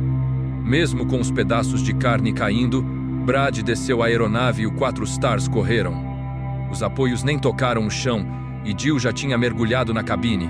Chris, Rebecca e Barry atrás. "Vá, Brad, agora!" Jill gritou. O pássaro levantou voo e acelerou. Parte 21. A calma voz feminina só foi ouvida por ouvidos inumanos. "Vocês têm 5 segundos. 3, 2, 1. Ativação do sistema agora." O circuito que cercava o complexo inteiro foi conectado. Com um terremoto de barulho e movimento, o Ben Spencer explodiu. Dispositivos se ativaram simultaneamente no perímetro das construções. Paredes de mármore caíram sobre o desintegrante chão da velha e bela mansão. Rochas quebraram e concreto explodiu em uma magnífica poeira escura. Enormes bolas de fogo se ergueram no céu da madrugada e puderam ser vistas a quilômetros de distância em seu breve momento de brilho. Assim que o último estrondo ecoou pela floresta, os destroços começaram a queimar. Epílogo. Os 4 estavam quietos enquanto Brad os levava para a cidade. E pensar que tinha milhões de perguntas a fazer, mas algo no silêncio não chamava a conversa. Chris e Jill estavam olhando pela janela, o fogo que estava consumindo a mansão, suas expressões amargas. Barry se encostou na parede da cabine, olhando para suas mãos como se nunca as tivesse visto antes. Rebecca estava andando entre eles, cuidando dos ferimentos deles sem dizer uma palavra. Brad ficou calado, ainda se sentindo sortudo por ter decolado mais cedo. Ele esteve no inferno desde então, voando em círculos enquanto o combustível se esgotava. Foi um pesadelo, e ele queria mijar como ninguém. E aquele monstro, ele tremeu. Seja lá o que tenha sido, Brad estava feliz por não ter morrido. Ele usou toda a sua coragem para não fugir quando viu a criatura. Por ter se preocupado, o piloto merecia um pouco de consideração por ter chutado o lança-mísseis pela porta. Ele olhou para os quatro, imaginando se poderia contar sobre a estranha chamada que recebeu pelo rádio. Logo depois que Rebecca disse algo sobre um heliporto pela estática, um limpo e sólido sinal apareceu, uma voz masculina calmamente dizendo as coordenadas exatas. O cara estava escutando, o que é estranho, mas o fato dele saber o local bem o bastante para dar as direções a Brad era mais assombroso. Ele franziu, tentando lembrar o nome do homem misterioso. Thad Terrence. Trent. Isso mesmo, ele disse que se chamava Trent. Brad decidiu contar isso outra hora. Por enquanto ele só quer ir para casa. Resident Evil, Umbrella Conspiracy. Se gostou deste audiobook, por favor se inscreva, curta, comente e compartilhe. Obrigado por ouvir o Resumo Animatube.